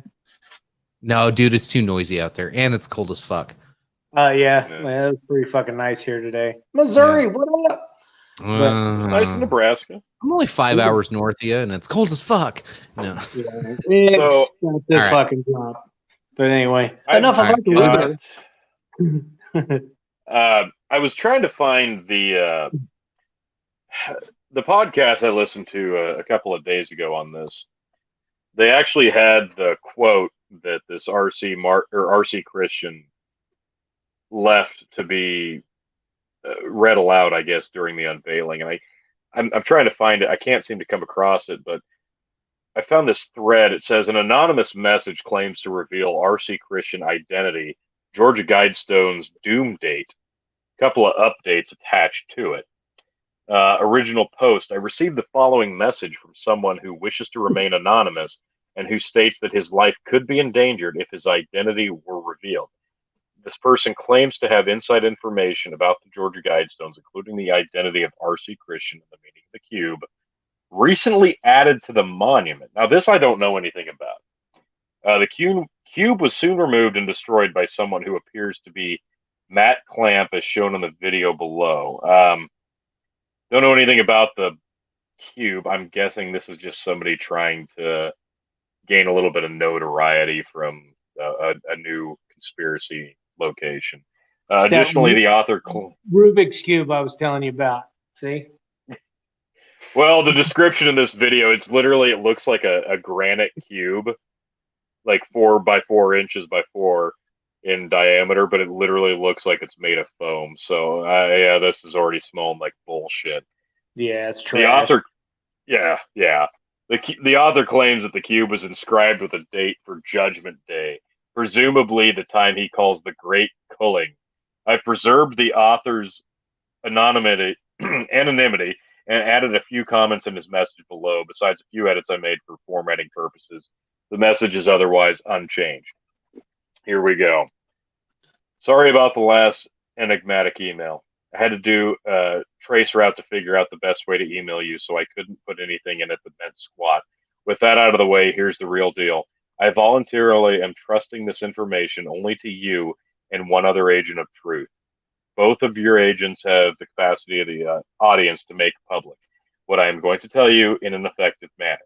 I hope at least one of you do. Do not cite my name. I am an anonymous source. If my name is ever brought up by you publicly, I will disavow knowing you. Publicly disclosing me as your source could literally lead to my death, so please do not do it. All other information I give you, however, feel free to disseminate. Here's the truth as I know it to be. The Georgia Guidestones were built by Freemasons. Here we go. This should come as no surprise. Let me tell you why they were built, where they were built first. The Guidestones were built in Elbert County for a few reasons. One reason, vast quantities of pyramid blue granite, truly good for monument building. Another reason, Elbert as the town was founded by Freemasons. As a matter of fact, it was named after Samuel Elbert, the very famous historical Freemason you can read plenty about. Even in this day, Elbert's life was spared by British Mason officers' bayonet due to recognizing him as a Mason during the battle. Lastly, Elbert County sits on easternmost edge of the continent. This is very meaningful to Masons because the sun rises in the east. It's common knowledge that Masons consider the sun and its rising to be metaphorically divine. This is why over 20 years, Elbert's sister city was Kagawa, Japan, the land of the rising sun. So who masterminded the Guidestones specifically? Lore points to R.C. Christian. Much debate has been made about who this man was, and some people have guessed correctly, yet not correctly. The big secret, R.C. Christian was actually two men. Robert Carter Cook was the mastermind. Robert Edward, Ted Turner III, was the talking face that Joe Pendley and Wyatt Martin actually interacted with. We have maintained Ted Turner's relationship with Wyatt C. Martin suggests his involvement with the Georgia Guidestones, but his role is not clear. Fendley and Martin both described Christian as a tall, middle-aged man with white hair, three-piece suit and tie, and that's how Ted looked back then. And here's a Ted Turner pick circa 1982. All I saw was the thing just said time. That was it. You gotta go down a little. Yep, yeah, he looked like a dick. He's always been a dick. Yeah. So, okay, this is all just kind of leading up to Ted Turner being like this gets deep. I mean, deep. But no, the Freemason connection, I'm surprised that wasn't one of the more popular theories out of the gate.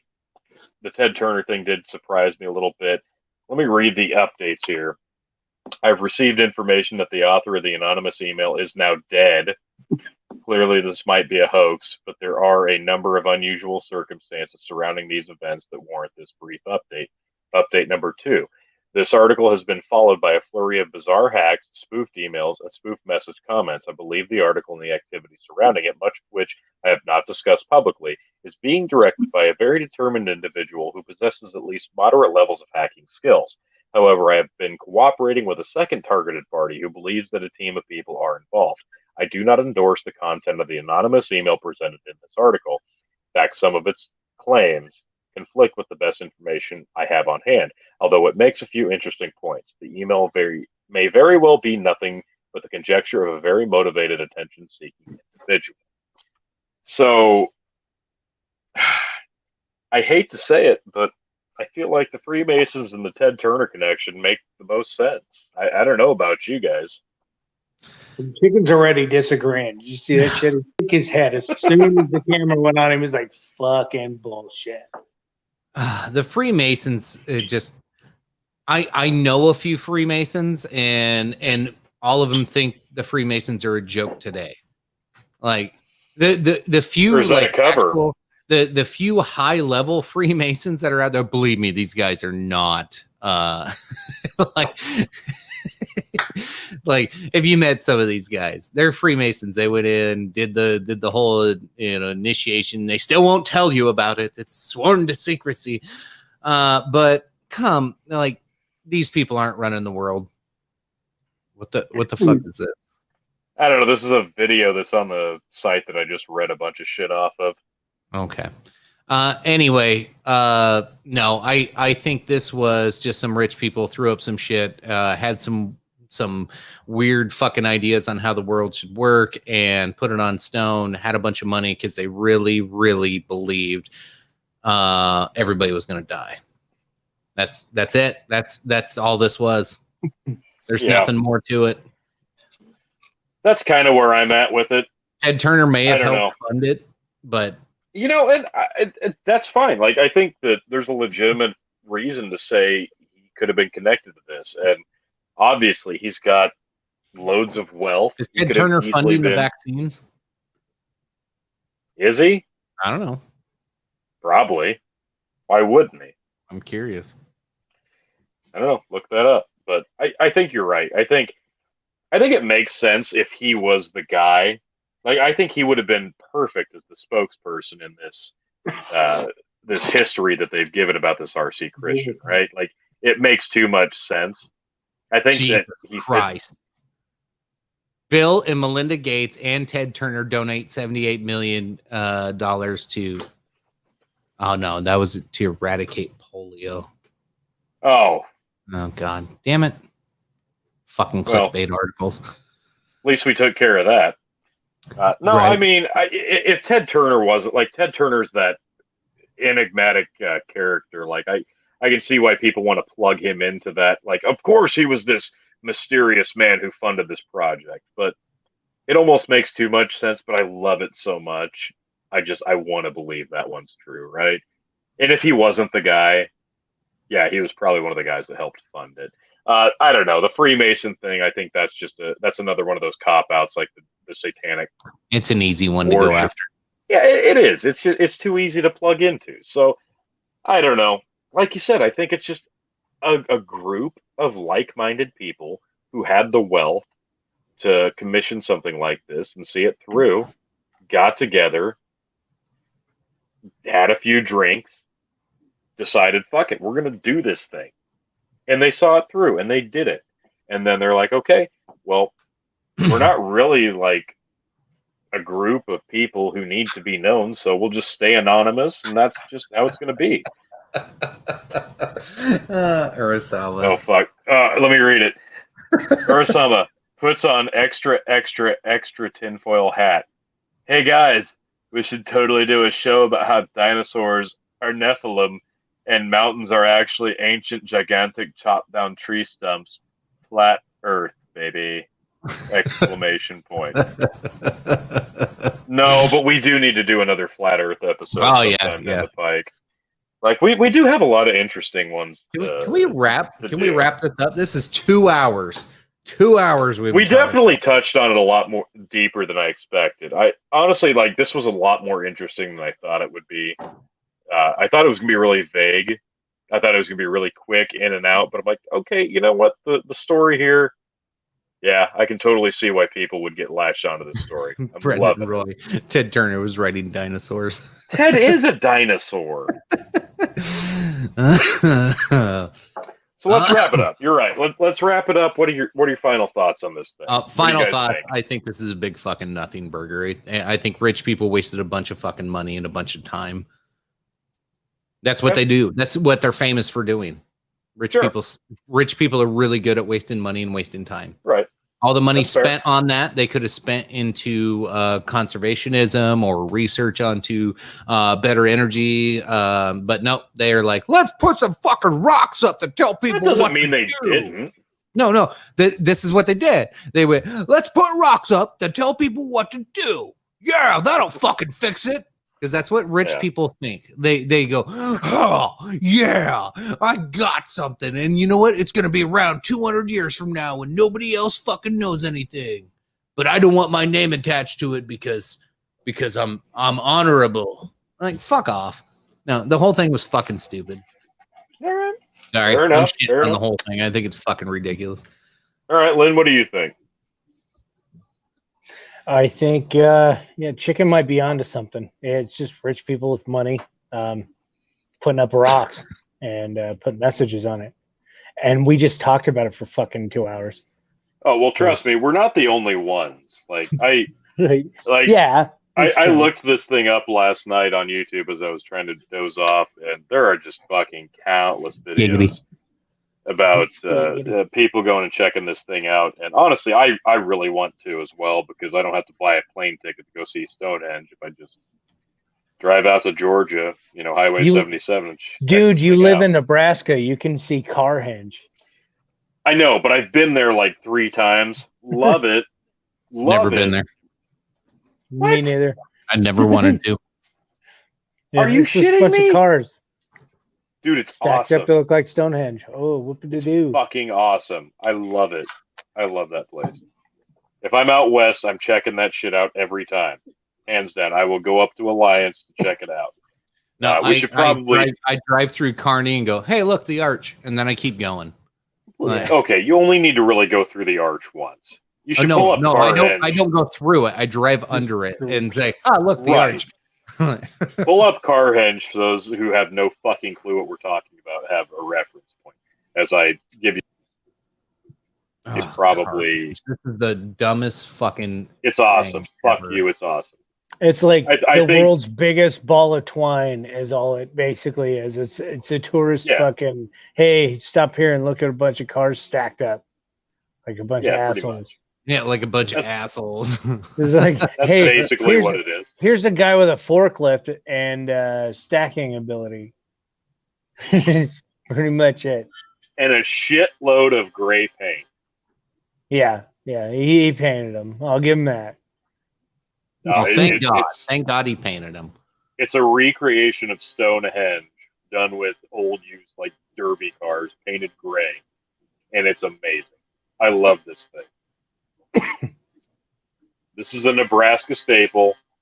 Anybody coming from Colorado, eastbound, go through Alliance, check out Carhenge. It's amazing. Yeah. Stupid. So, okay, wrapping up the... Bunch of people wasting money again. Probably wasn't rich people this time, though. No, this wasn't rich people. So, it was a dude with a fucking forklift and a lot of gray paint. Oh, yeah. Clearly, but there's no mystery here. There's probably no crazy Satan. Oh, he's got like a time capsule fucking right. Yeah. And it's got like all kinds of shit in it. And yeah. Urasama says, don't know what I think about the stone, but I do believe there's a plot to create a hyper-controlling world government. Yeah, there has been for a long time. Don't disagree with that. Yanked up, Justin Chris says, go through Kearney and not stop to see me, hater. Well, I haven't been through Kearney in about 4 years, 5 years.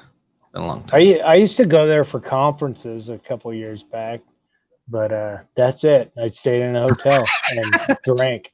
Urasawa says, whoa, so the ancient Aztecs did have Corvettes.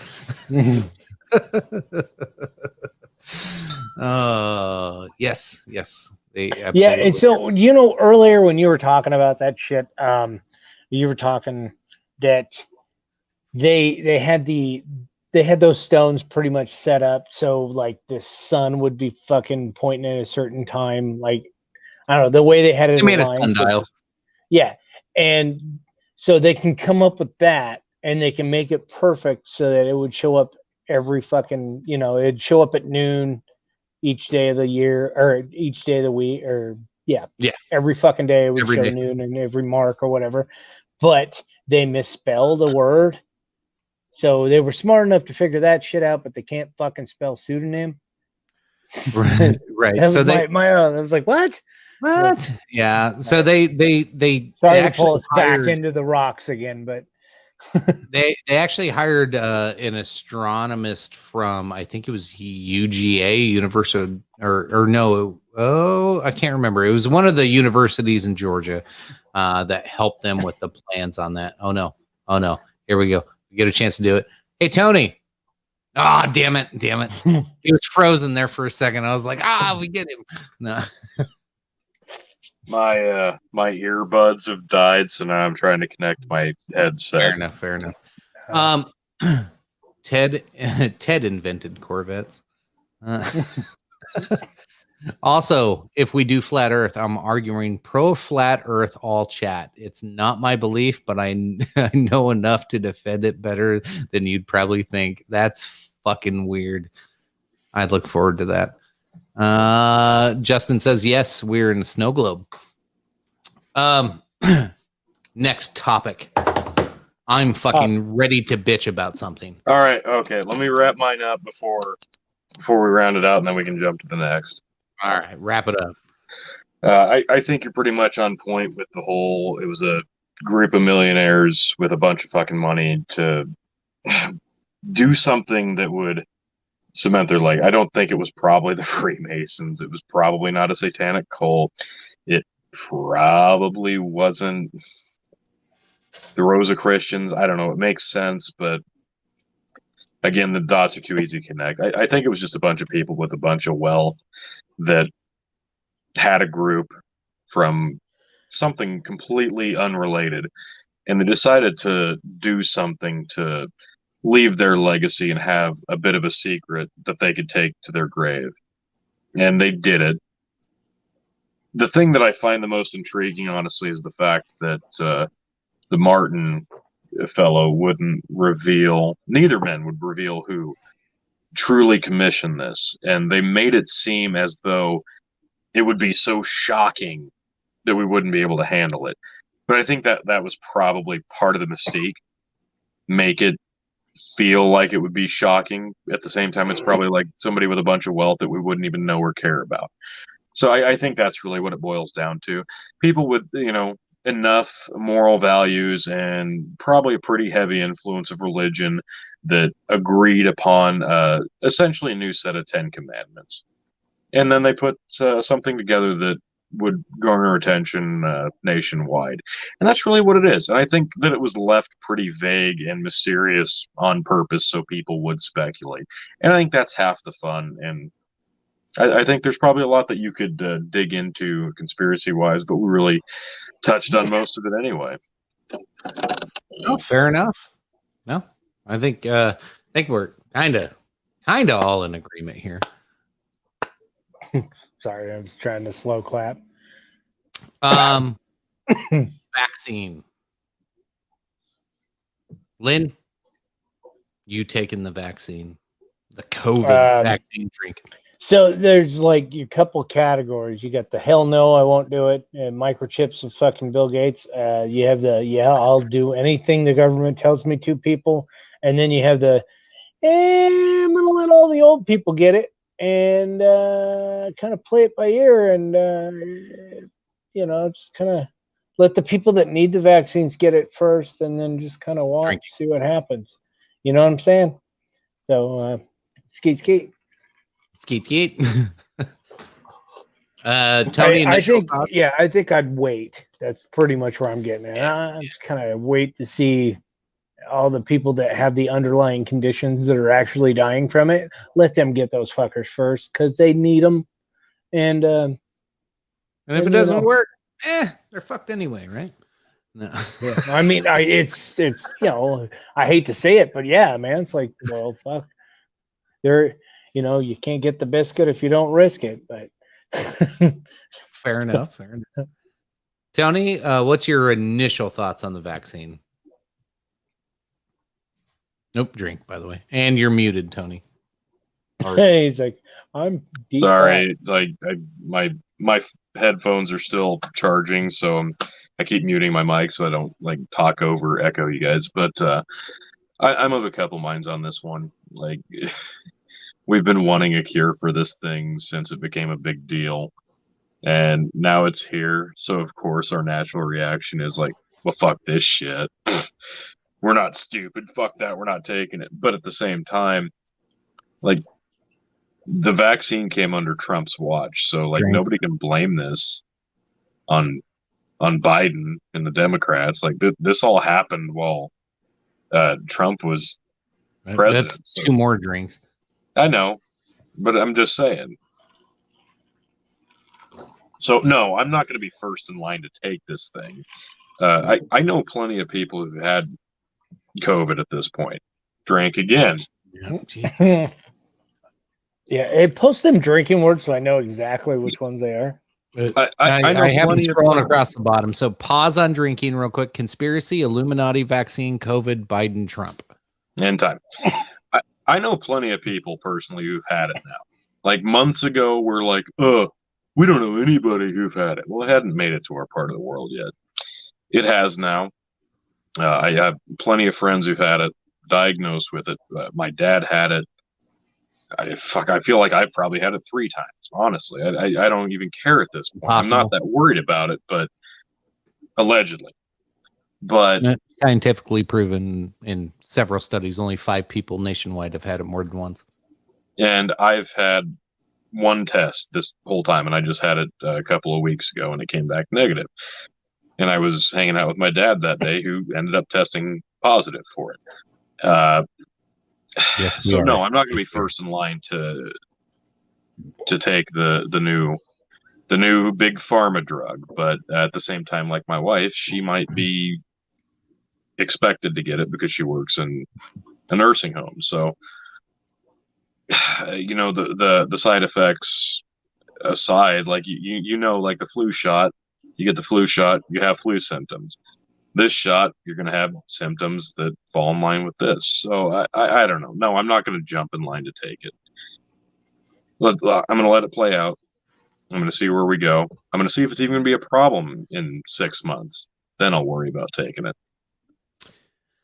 Yeah, some concerning news came like in light of CDC changes in the last week or so with it becoming more readily available. So it's going to start with older populations, nursing homes, critical need care folks, and things like that, which makes sense. And then it's going to be like doctors, nurses, and healthcare workers. And then it's going to be essential workers like grocery workers and all the people that couldn't take time off when COVID hit. So everybody else. Well, like all your grocery workers specifically was like the only retailer. So like that was kind of the weird one where most retailers weren't added on there, but grocery workers were. So I don't know how that's going to work nationwide, but big chains obviously are jumping all over it because the government pays for every vaccine. So why wouldn't? Now you think of a big box chain, like let's put your tinfoil hat on, folks. You get a big box chain and you can not only make sure that your employees don't get sick potentially, and then not only do your employees not get sick, but then the government pays you to vaccinate them from this. So now you can hold them accountable for it. Like there's just this weird, like the whole thing. Yeah. Like Target. Yeah.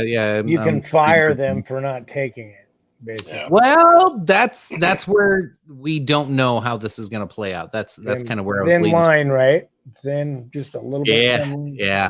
There's going to be there's going to be some weird standards set between companies, and it's going to be really interesting how this plays out. But yeah, you're right. Like, and I thought it was really fascinating because like we watch, and you're right. This is the current president's vaccine that is coming out right now, but this is also coming out through a company that is invested heavily into the incoming president. Most big pharma and most big corporate anything are on the incoming administration versus our current administration. So like the trust value there for me either way is terrible. But the fact that these pharmaceutical companies have zero liability, not fucking anything. And now we're starting to see the UK just had an article come out the other day that side effects have come out with certain people. What is it? The Les Pauls, like Bell's palsy. Bell's palsy, where your fucking face is Bell's palsy. Fucking whatever. That's like Les Paul the guitar. Les Paul, yeah. Bing, ding, ding, ding, ding. No, but like that's the one where half your face droops down temporarily. There's also there's been a lot of, well, not a lot. There's been some issues and side effects that have like been kind of swept under the rug that they're not really willing to talk about. And like a few news chains are bringing them up, but most of them are just kind of like, we're not going to report on this. Like Daily Mail's brought up a couple, but like CNN ain't talking about it. Like Fox News will bring them up, of course, because they want to shit on anything that could be on the incoming president's lap soon. But I don't know. It's really worrisome. You mentioned the flu and taking the shot for the flu. I've never taken a flu shot. I refuse to take a flu shot. Everybody I've seen take a flu shot eventually gets the fucking flu. I've never taken a flu shot. And knock on wood, down that road. Fucking knock on wood. I've never had the actual flu. I've had like a stomach flu. I've had food poisoning. I can kind of say I shit on that one because when I was living in Fairmont, fire department got free flu shots every year. So I just went ahead and did it. And sure enough, I was the only one in my house that didn't get the flu most of the time, because I got my flu shot. And then since I'm a veteran, VA gives free flu shots. So I still do it. Every year I get a flu shot. I haven't. I'm pretty decent when it comes to flus, man. Sometimes you get pretty sick because they miss a strain, but you know what? I've had years where I never got a flu shot and I got sick as shit. And I've always I stand true to the flu shot. I'm not I listened to a whole like Robert Kennedy Jr. fucking podcast on Theo Vaughn, and he was just shitting on all kinds of different vaccines and going with like all kinds of weird shit when it comes to conspiracies and whatnot. Well, I guess it wasn't conspiracy. He was just worried about. That's another drink. I think he was just worried about the practices that these companies take when they're doing the inoculations. I'm going to say another word for it, so I don't have to drink again. And apparently, it's like he was like bringing up. I think he lost me once he started talking about like levels of autism in kids and all the other shit. Is like he was trying to like push towards that causes autism fucking stigma shit. Right. Jenny McCarthy. But I don't know, man. If you haven't heard Theo's podcast with him, listen to it, get your own fucking mindset and just kind of get your own opinion out of it. I was kind of wishy-washy on it. I was on my way to a VA appointment and I listened to the whole damn thing and I'm like, he's got some good points, but he still kind of sounds like a fucking nutcase. But that was just me. Yeah, I'm the same way. Like I was with Chicken because I've heard you say before, like, oh, you're gonna get sick anyway, or the symptoms of taking the shot are as bad or worse as having the flu. So what's the difference? My wife is a big proponent of the flu shot, especially this year because she was pregnant. She's like, I don't care if you get the flu shot. You know, you want to be sick, be sick. I don't give a shit. You want to fight me or argue, debate me about this. You're going to get sick or you won't get sick. Whatever. But this year I'm pregnant. This year it's COVID. Get the flu shot. So I got the flu shot Drink. about a week and a half before we had our kid. I didn't get sick until probably about 2 hours into being into the hospital when we went in to get induced. I started feeling kind of like shit. That would have been the day before Election Day. I started kind of feeling like shit, but it wasn't like a typical sick. I just kind of felt like shit. So this time I didn't get sick. The last time I got the shot was probably like 7 years ago. And I got sick as fuck. So I hadn't gotten it since. But at the same time, it like Lynn said, it comes down to you can only prevent this strain, X amount of strains. You might miss it. You might get this strain. You got the preventative shot for this strain. Sorry about your luck. Like, hey, you rolled the dice. You took an extra precaution. Sorry about your luck. You got the wrong one. It's like a 25% chance. Yeah. Right. And we don't have loosely. a cure. Yeah, we don't have a cure for the flu. We don't have a cure for the common cold. But somehow we managed to come up with a cure for a fucking novel disease in 9 months. So no, I'm not first in line. Way to go. Let's catch up on comments real quick. We are way behind here. Sorry, folks. No problem. Urasama says, I'll go live in the woods in Pennsylvania winter before I get it kind of guy. Couldn't pay me to take that shot, says Brendan Roy. You can pay me. Pay me. Yeah. I'm a whore. This is how all zombie movies start. The military is coming to give you a shot, Brendan Roy. Oh, I can't wait to be a zombie. Oh, God. Nice topic. We're all going to get hammered. Yes. Yeah, that's fair. Urasama says, CNN, if old people die after taking the V, don't worry. It's normal for old people to die. Yeah, pretty much. Drink. Tony is off. Yeah, your camera froze there for a little bit. Yeah. Let's see. We got more here. Religious exemption. That's something we can bring up here in a moment after we get through these, because I'm curious on thoughts on that. If they want to get fired for not taking a V, I guarantee there is me and 100 people in line to take their place. Yeah, but you don't pay taxes or pay your rent. Like, yeah. You want me to think that you're going to be a hard worker? Come on, Amanda. Fuck. Yeah, I'm sure your work history is all about, I'm still waiting for the OnlyFans link. Come on, just drop the link. We'll pop it on. Yeah, it's in her resume. When she applies to her job, she's like, "And I got an OnlyFans." It's on her resume instead of putting 2020. Like that's LinkedIn not account. that big She's a got deal. her instead of LinkedIn. She's got her OnlyFans. Yeah. Yeah. It's great. We need your email. I'm sorry, I don't have an email. What's this? It's my OnlyFans link. Oh, that's good. Good you stuff. must pay me to see what my action is. Let's see. But only until they get the V, then they aren't there anymore. Yes. What in the aftermarket fuck was that hat, Tony? Oh, I'm glad you asked. No shit. Was that your band hat?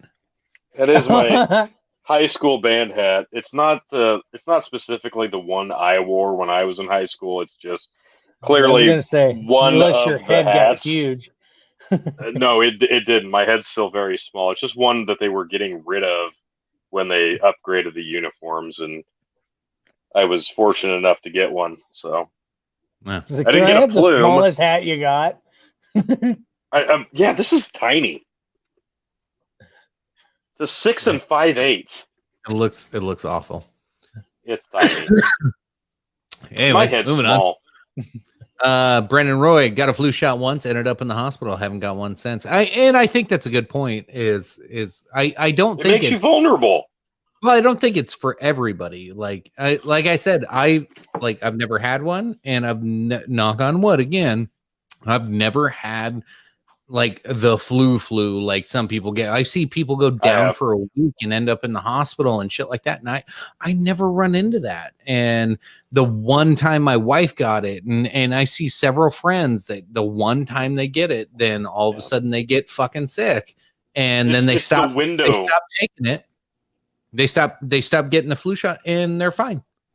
They never get it again. It's the window of vulnerability that I don't know what it is about the shot, but it seems to make you more susceptible in a small window to getting the other strains, which is the problem. So if you're going to get around the shot, hundreds to thousands of people a day. So right.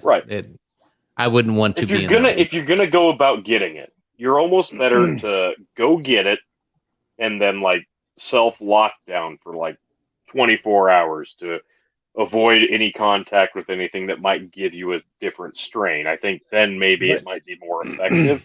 Maybe my window's not big enough. Maybe it's too big. I'm not a doctor. I'm just saying that my experience in the past is I was more susceptible. That's the explanation that I got why I ended up getting the flu anyway. It wasn't because I was showing symptoms of it because I got the shot. It was because I ended up getting a different strain. Sure. So good news on the flu department though is this year the flu is not as bad because everybody's social distancing and everybody's wearing masks and they are social distancing and they were washing their hands. It's like, all of a sudden it's like maybe maybe there's something to this all. Maybe we should have been using hand sanitizer. Always. Maybe masks aren't such a bad deal, huh? Maybe we shouldn't just be fucking around all the time and sticking our fingers in our mouths and in our. I got reason to conform. I'm sorry. I'm gonna fucking do it. It's not that big of an inconvenience to me. My beard's not as impressive as Lynn's. It's not as uncomfortable. You can't shield as much. Yes. Yeah. It's not, dude. It's not a mask, man. It's just hair on my face. Catching up here. Certainly not getting a shot rushed to the market. I agree with that. Amanda says, but like they're saying it's like the flu shot. I wanted it. I assume she says, I never wanted it either till one year I had a household of sick people with the flu and it was horrid. Yeah. Influenza. Let me just say this. Like I had Kurosawa says I'm replacing V with vagina every time Chicken says the V. I was too. But no, I'd never actually gone to the doctor when I got sick and I'm just assuming it's the flu. Influenza A, influenza B. I actually went in February this year to urgent care on a Sunday night just to get a diagnosis because I felt so fucking horrible for a couple of days. Stay strong, Brandon.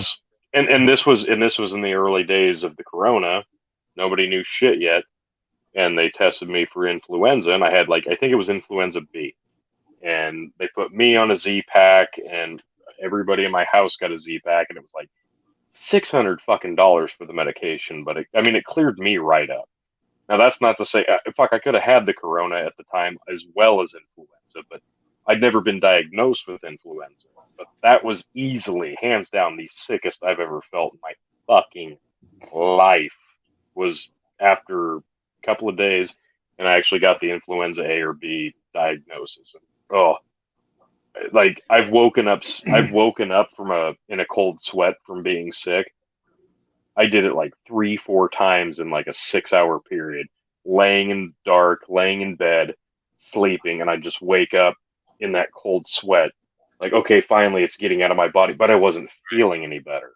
So if you get diagnosed with influenza, it's fucking misery. So isn't that awesome that the greatest country on earth, it still costs $600 to get over the flu?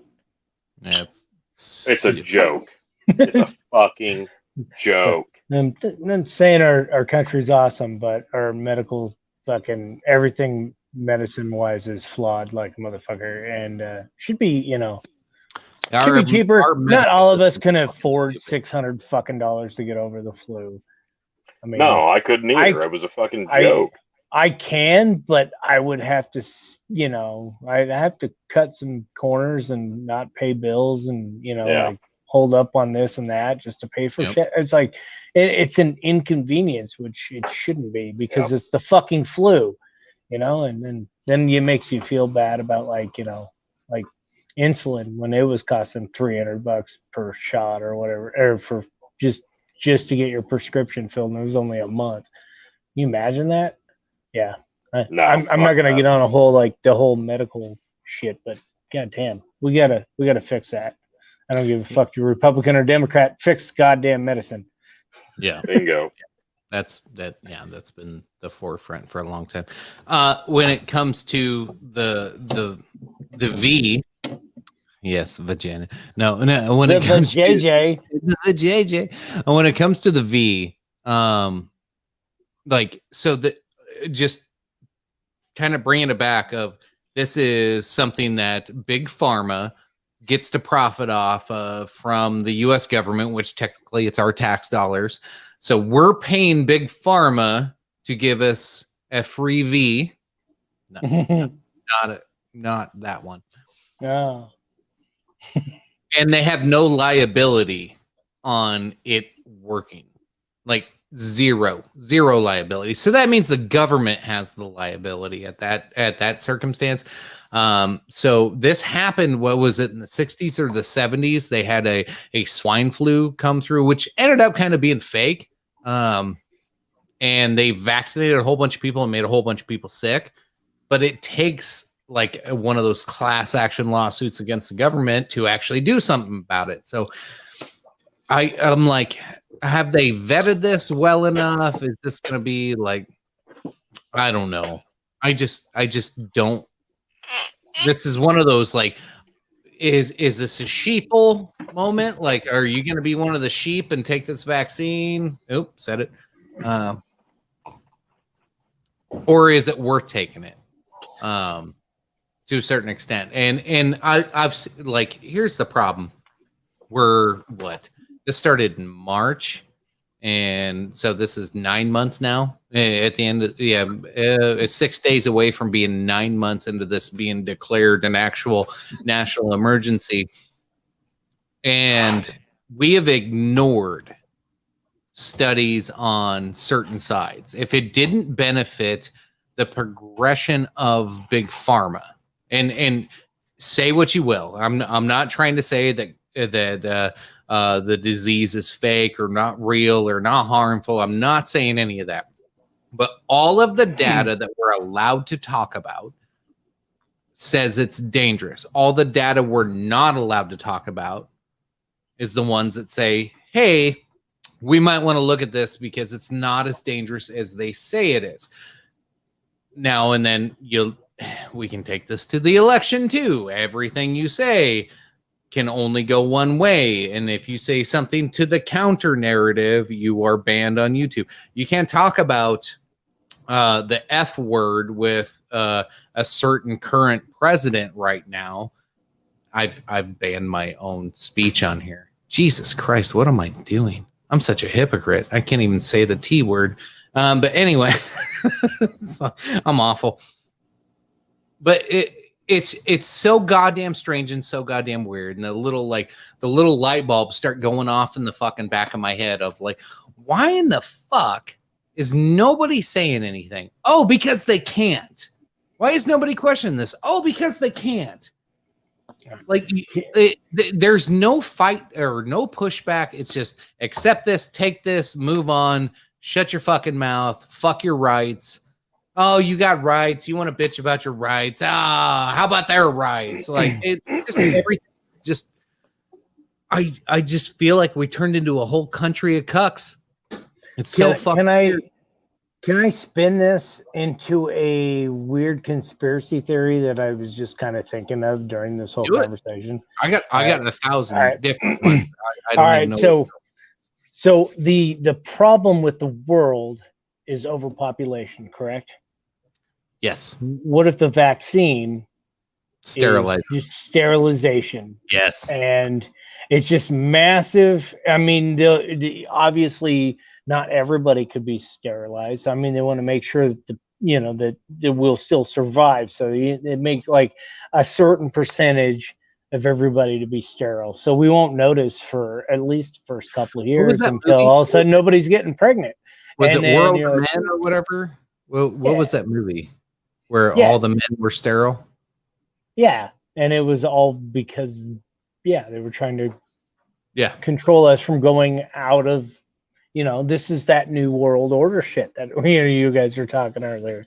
You gotta bring that population down. You gotta basically stop people from fucking and having offspring. That's the only way to stop this freight train of fucking people from fucking up the earth. So if I was a smart guy and I really wanted to fix the planet, I would try to fuck with people's like reproduction ability. You know what I mean? So I don't know. It's just kind of a thought. No, might have a little validity to it, but I don't know. No. I brought this up in a couple of different chats and a couple of different. Again, join our Discord. It's at the very, very goddamn top of the whole goddamn chat. But I don't think we talked about it in the Discord. I think we talked it more on Facebook Messenger. But like, I really, really am concerned about the side effects of the V, as most men are. Giggity. Skeet. But no, it's like, what's the real intention of this? Is it really to stop? Why are we so focused on manufacturing a V for something that kills 0.02%? Oh, and I got him. Yes. Yes. That needs to be the cover. Hey, there he is. No, but like, why like, it's so weird. Like when you start thinking about it, we're putting all this money and energy into something that more people die from heart disease, more people die from diabetes and all these other problems, and we don't put nearly as much money into that. More people die from fucking homelessness. More people die from starvation. Where's the money being put into that? Like you want to save hundreds of thousands of lives? You could easily do it. Now, I'm not downplaying it. I'm not going to be one of those guys, but I'm like, where in the fuck did you, all of a sudden everybody cares about old people? Nobody fucking cared about old people 2 years ago when they were all fucking dying of dementia and not donating money to that. Now all of a sudden you have to like respect every nurse that wears a mask, even though they pull them down and fucking salute Black Lives Matter when they walk down the street with no goddamn mask on. The hypocrisy is fucking so goddamn stupid. Like, I don't know. I'm so frustrated with this whole goddamn how it's played out and how terrible mainstream media has fucking allowed it to go. And when you think of mainstream media is supposed to be for the people, they're supposed to be the voice of the people. They have not been the voice of the people. They have a lower what do you call that? God damn it. Approval rating than Congress. And Congress is at like 32%. Like, so when the mainstream media can't get approval from their own goddamn viewers, this is a huge problem when you're the voice of the people. That's what the media is supposed to be there for. And they've done a terrible job for decades now. And it's only gotten worse. I don't know where this ends. I don't know where we go with it. I don't know how we fix this. It all goes full circle back to fucking Ted Turner. If he wouldn't have fucking done CNN, we'd be better people right now. He started the mainstream fucking bullshit 24/7 news fucking program bullshit. And Yeah. CNN 10 years ago wasn't that bad. It was when that Zucker dick took over a few years ago. It really took off. Like, it wasn't good 6 years ago, but as soon as that Zucker dude fucking jumped in there, holy shit! I'm trying to remember his name. Trying to remember the time. No, it's not Zuckerberg. It's just Zucker. But yeah, as soon as that dude jumped in there, it got way worse. But the whole mainstream media got really bad in that 5 to 10 years ago time frame. Like, they all just lost their goddamn mind and went, I got a Twitter check mark, so you got to trust me. So it's definitely longer than 5 to 10 years ago, man. It's gotten so bad though. It started like pre 9/11, but it got worse after 9/11, and then fucking the media took a shit on itself like right after 9/11 because we were all like united, and then they were like, and then they pulled each side away from each other slowly for the last 20 fucking years. And I've watched it in real time because I was like 21 years old on 9/11. And I just watched the media fucking tear each side of America apart and like put them in little categories of, we were all united for one time because we were all separate right before that. Everybody was all mad at each other. Fucking 9/11 brought us all together and it was great. Well, 9/11 wasn't great, but we were all together. And that was the great part, where everything was great. And then it just slowly, bit by bit, they started fucking pulling each little strand. And it was left and right, both. Fox News fucking went hardcore fucking towards the right, and CNN went towards the left. This has been going on since 9/11. And they just keep pulling apart farther and farther. And there's no middle. That opened the gate for drama. Yeah, if you open... No, I'm not going to use that analogy. I'm not going to... You want to... If you spread them cheeks a little bit, everybody wants to go to the butthole. But no, we're too concerned about the fucking legs on each side and the cheeks. Where's the freebie? I'm sure Tony and others want to know. No. Why isn't anybody going for the butthole? That's where I'm getting at. Let's get some comments going on. Share and like and all that stuff. We got some comments here. We can catch up real quick. Urasama, this was a bit of an old one, but Russia Gate was pretty sweet. But the F word by the D words, ? You'd have to be some kind of racist. At least we get to see them flip-flop and remove the rule if Trump, damn it, does take the election back. So that's a drink. I drank ahead of time because I just knew it. Yeah, Urasama says again, it could happen. It could happen by accident. I read years ago, Pfizer accidentally gave like 17% of Finland narcolepsy. Better fact check me though. I believe it. We're just gonna go with it. Urasama. I hate big pharma so fucking much. It's nothing such of a disaster. Tuskegee. And last one, check out Distance Assistance by Amazon. They track your proximity and fire violators. Yep. I haven't checked into that one yet. And one more. Man Trip. Where's the stimulus for those who had to bury a loved one due to COVID? Drink. My lovely friend last night brought that to my attention. Okay, so this might be shifting gears a little bit, but I do want to bring this up. Guess what? Y'all voted, and a lot of people voted because they were like, nothing's happening. We need something to happen. We need relief. We need help. There's a lot of unemployed people out there. We need to pay rent. We need to pay our house payments. We need this and we need that. There's a stimulus package probably coming through, but guess what? There's no stimulus for you because fuck you. You voted Democrat, so fuck you. You don't get anything. Congratulations. Yeah, let's go into the special interests because they're the important people. They're the ones that are fucking running this country, not you. $500 billion. Yep. is go fuck yourself. Your $1,200 ain't shit. You don't even get a $600 check. You get zero. You get nothing. No, and then who was the one? There was a guy saying, I don't know what representative he was. He was trying to pimp out we'll give you a $1,500 stimulus package if you get your vaccine. It was a bribe. To get a vaccine, you'll get your stimulus if you get your vaccine. It's like, what the fuck? You said the V word 3 times. Yeah. Sorry. Not sorry. I did want to play. Jimmy Dore had a good spot on this. I don't play Jimmy Dore often because he's kind of a socialist commie. Yeah. But sometimes he has some really good fucking takes, and I think they're funny as shit.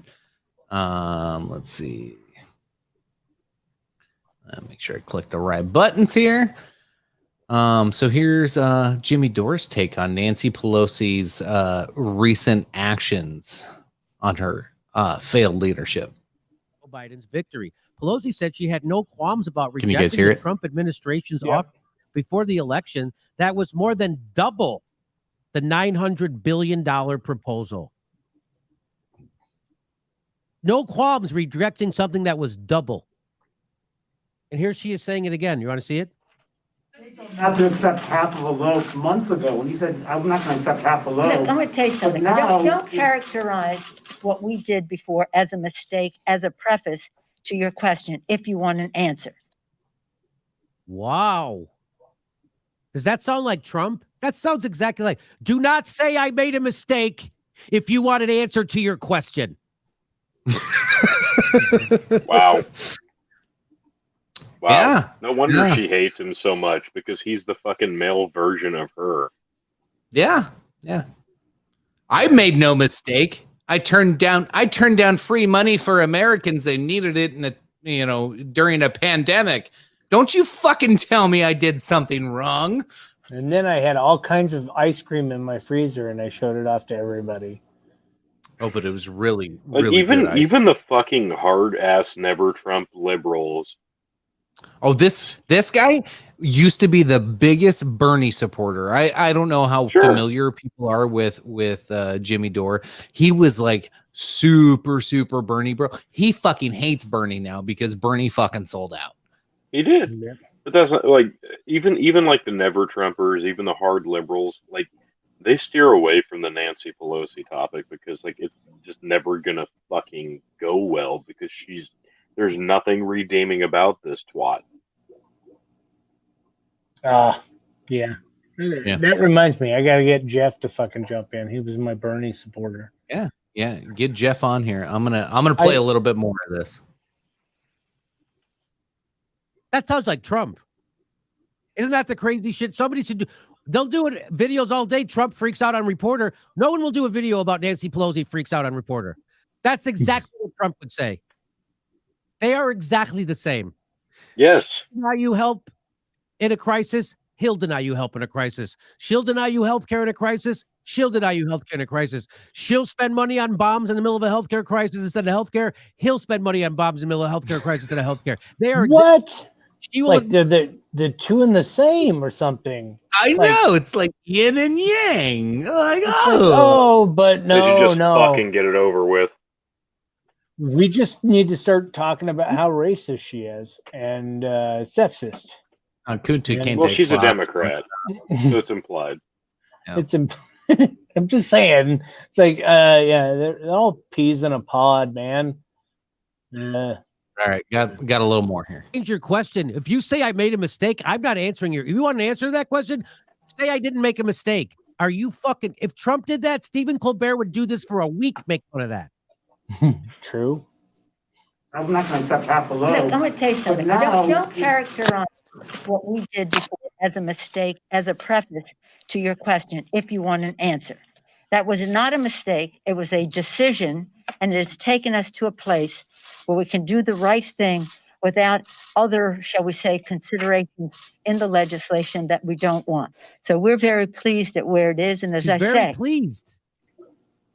With a Democratic president. She's very pleased. thousands in food lines. No cash payment for you. It's almost half of what was being offered before the election. She's very pleased, and don't you dare say she made a mistake as you get kicked out of her house. As you get kicked out of your house, as your kids starve, as you have no health care, how dare you say she made a mistake? Jimmy Dore's fucking awesome sometimes. Like sometimes he gets super, super fucking cringe lefty. But no, that was fucking brilliant. That's amazing. At least he isn't loyal to Pelosi completely. I mean, he rips on her daily. That's the only reason I subscribe to him is just to get like, what do the left think of Nancy Pelosi? They think she's a cunt too. Yeah. Wow. Imagine that. All right. So the right thinks she's a cunt. The left thinks she's a cunt. Why is she there? Because all the rich people prop her up. She's in the richest district in the entire country. I think it's neither number 1 or number 2. Her district is either number 1 or number 2 richest district in the entire fucking country. She has so much money behind her. That's why they're all fucking scared of her. That's why one word fucking little bitches will not. Adrenochrome. Yeah, adrenochrome. Yeah, that too. No, but all these like super progressive new fucking wave liberals will not stand up to her. Because they're afraid of her. They know they'll get buried. Not even Alexandria Ocasio-Cortez? No, not even. She tried once, and she pretty much got threatened to get rezoned out of her district. She got smacked. Now she's like we don't even have to fight your election. We'll just make your district no longer exist. That was the threat. And they're like, oh, I'll shut up and I'll get in line. Because none of them have balls. None like they're all. Is that the time they all like posed together in that magazine and shit? No, that was after, I think. It might have been. I don't know. When they were the hot topic, and then they put Pelosi in with them like she was one of the gals. Right. One of the gals. I'm one of you. Yeah, no, you're not. Shut up. No, you're not. Urasama says all the restaurants and bars shut down in my state today. I distribute beer, so I lost most of my clientele, but I can stay open at least. That's good. I hope you can keep money and keep a job running. Distribution is really tough, especially when shit's shutting down like that. That's not a fun game. I can imagine what the brewers or even bottlers are having to fucking deal with on top of it too. We just shut down bars today in Iowa. Bright side, the liquor stores are still open, right? Yeah, I can still go to gas stations. I can still go to liquor stores. I can go to most places. That's the thing. People are still going to drink. People are still going to drink. They're just going to drink at home. Yeah. And some of us were cool enough, and we decided to do virtual bar. Yeah, so we're gonna have to start doing more of them now. Yeah, we just all kicked in like together. March all over again. It's just like this, but it's not live and it's not on Facebook and YouTube and whatnot. It's just a bunch of guys sitting around drinking and talking on fucking Skype and whatnot. And we're all still drinking. It's just we're socially distancing from miles away. Shit. Half the people I was bullshitting with are in another state, so it's pretty social distance. As long as you quit inviting people that show their balls. Yeah. Tyson Sanderson. I'm not calling any names. Sorry, Tony. Tony, no balls. I've seen enough balls this year. I've never seen so many balls in my life until COVID hit. Drink. Liar. It's a lot of balls. A lot of balls. You would think being locked up at home and not being out in the world, not being out at parties, I would never see other people's balls. Being locked up at home and working remotely most of the year, I've seen more men's balls this year than any other year in my entire life. Need to be seen. No, it doesn't. Set them free. Set free the balls.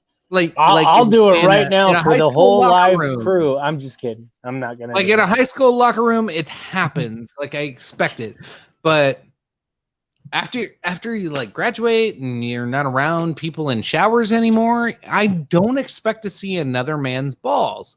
I've seen other men's balls more times on camera this year than ever before. I feel bad for ladies. I think you're on the wrong category when you're searching webcam porn. No, I'm always on a fucking chat with Lynn. And his friends show me their balls. I got old army buddies, and they like showing their balls, man. It's not my fault. It's just I get it. It's weird. It's like, hey, you want to see a brain? And then they're like, hey, Tony's brained me before, but I've brained him had too. like if you dig deep enough on my Facebook profile, like you can find my balls before they started flagging stuff. Hashtag what kind of connection do you have to have Tony's with balls on Facebook. Let's make it viral. What kind of connection do you have to have with a man to be able to brain each other? Because like Tony and I have that connection. We've brained each other, and every now and then, like it's been a while. I'm not saying it's welcomed or wanted, but it's nope, we're live, fucker. You're live. You're live. That's such a weird connection. Do women have that connection? Like, oh hell yeah. Do they just like, hey, can I show you my butthole? Or what would they? I think they start with tits. Well, I mean, fuck, man. If I had them, I'd whip them out all the time too on camera. Right. I don't give a shit. But I'm a dude, so I understand.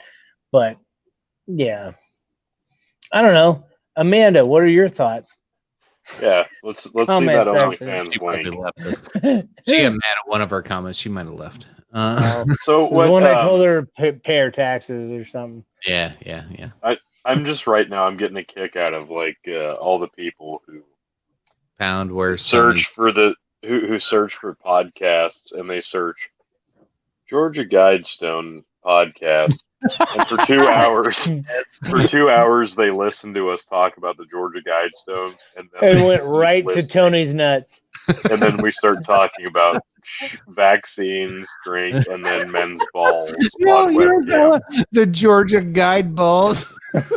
That's a better title.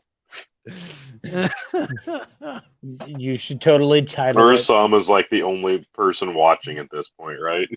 We got 7 or 8 right now. It keeps going up and down. Oh.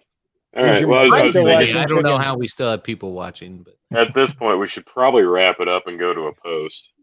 Yeah, I think so. Post show. Again, I will hold on. Let me grab the. Let me see if Discord's still on my. Okay, I am posting the link to Discord. Jump in Discord. I will post the post show link over in Discord. Yeah, join us over there. We'll talk some shit. Probably won't be too late of a night, but welcome to join publicly. Anybody who wants to jump in, talk some shit, have some fun. Let's go around the room. Lynn, say goodnight to the folks and all that good shit. Good night to the folks and all that shit. I'm mixing a drink. I'm sorry. I was just in the middle of that. But hey, sure to follow me on TikTok because what am I? Yes. Wes Lynn? I think it's Wes Lynn. Wes Lynn 4. All right. That's WESTLYNN and the number 4. So yeah, follow me on there. And I haven't posted a couple of videos in the last couple of weeks, but I'll do more once I figure out some good shit to do, because I used to try to give people advice and nobody was asking for advice. So now I'm trying to think of other content. If anybody's got any ideas for content, put it in the comments on this video and I'll be like, hey, fuck yeah, I'll do it. Because, other than that, hey, you guys have a good fucking evening and hopefully see you on this Discord thing. All right. Post show coming up after this, Tony. I honestly, I'm just, I'm pretty stoked to get a word in edgewise for once. It's kind of nice. No, I honestly, hold on. Oh, that being said. I was gonna say that too. Shit. The fucking KOE Nation. You see Tony's face? It was like haunting him. He was like, "Oh my god, I just got interrupted by Phil." The KOE Nation, like the KOE Nation wasn't a real thing. Somehow he made it. He manifested it into a real thing, and now it really exists. And even when he's not here, he's here. Son of a bitch. No, I honestly, I was just stoked to kind of move on from politics for a night, and we can kind of fall back into our original groove, which was talking about some crazy shit. You know, once the first of the year comes around, we'll probably start getting back into doing a bit of a rotation of different kinds of shows. So it's not going to be the same old, same old. So you've got a mixed bag of stuff to expect from us in 2021, which actually is pretty exciting. I'm pretty stoked for it. But no, this was a really good, fun topic. Loved it. All right. Any final words? I hope to hell my internet works next week, but apparently my phone is less choppy than my fucking computer. So take that for what it's worth. Fair enough. Hey, appreciate you both jumping on. I appreciate Tony. I appreciate the research and the extensiveness of the topic, because like I watched like, I don't know, probably 4 hours worth of information while driving around this week on it, and you had way more than me. So kudos, sir. You were made it work this week. You were on your game this week. I appreciate that. Yeah. I was gonna say, like 20 minutes before I jumped on, I looked up the fucking Georgia Stones on Wikipedia, and that's pretty much all the info I had. Yeah. Well, that's all you need, honestly. It was like Georgia Stones. Lynn, that's typically what I do most episodes. No, yeah, I was like, dude. I was like, dude, what the fuck are the Georgia Stones? What the fuck is this? And then I was like, 1980, dude. The Georgia Stones are just as old as I am. I'm fucking 40, and so are the Georgia Stones. So I feel pretty good about that. So it's nice to see a relic out there for a future of mankind that's the same age as me. Indeed. Awesome. All right. Appreciate you both jumping on. Like I said, make sure we got some new pals in the podcast business now. Make sure you check out Yanked Up Podcast. That's Justin Chris's show. So check him out. See y'all on the post show. Yeah, Justin will be over there. Just starting out there. Appreciate him helping and pimping out our shit. I pimp out his shit. We all pimp each other's shit out. Make sure you check out Tomfoolery. Make sure you check out KOE Nation, Revolutionary Wrestling Podcast, Big Buckin'. But most of all, make sure you subscribe here and you stay tuned for more to come. I am excited. I don't know if this is going to be official yet, but I don't know. I won't do it unless I make it official. I know how I work. If I don't say I'm going to do something, I won't do it. So Fair. Tuesdays, Thursdays, we're going to have Big Buckin' Morning Show. I don't know what I'm going to call it yet. I was going to try to start it this week and kind of surprise everybody, but I just couldn't muster it up. There's too much shit going on, but I think things have settled down. Bad time of year. It's a bad time of year to start a new venture, but it's hard for me to stay up late because I was doing half bottle in shows and staying up late and drinking booze, and then I'd go to work at like 8 in the morning. Like I'd be hurting at work, but now it's like, wow, I can just get up in the morning and have a pot of coffee and talk some shit about the news and be sober and not hurt the rest of the day. That sounds more appealing to me, but I have to like get up at like 4 to do it. Yeah. So I spent this whole week conditioning myself to get up at like 4 or 5 and get back to normalcy. So I feel pretty good about it. Next week, Tuesdays and Thursdays, hopefully, crossing fingers, I can deliver, and we'll have some Big Buckin' mornings. I don't know what I'm going to call it. Need some name suggestions. Hit that up in the Discord. Tell me. Morning Wood was Tony's suggestion. I like that because I'm a chicken. Male chicken's a cock. Morning cock. Morning wood. Like eventually it all comes together. But anyway, that's it. Appreciate you. Love you. Bye.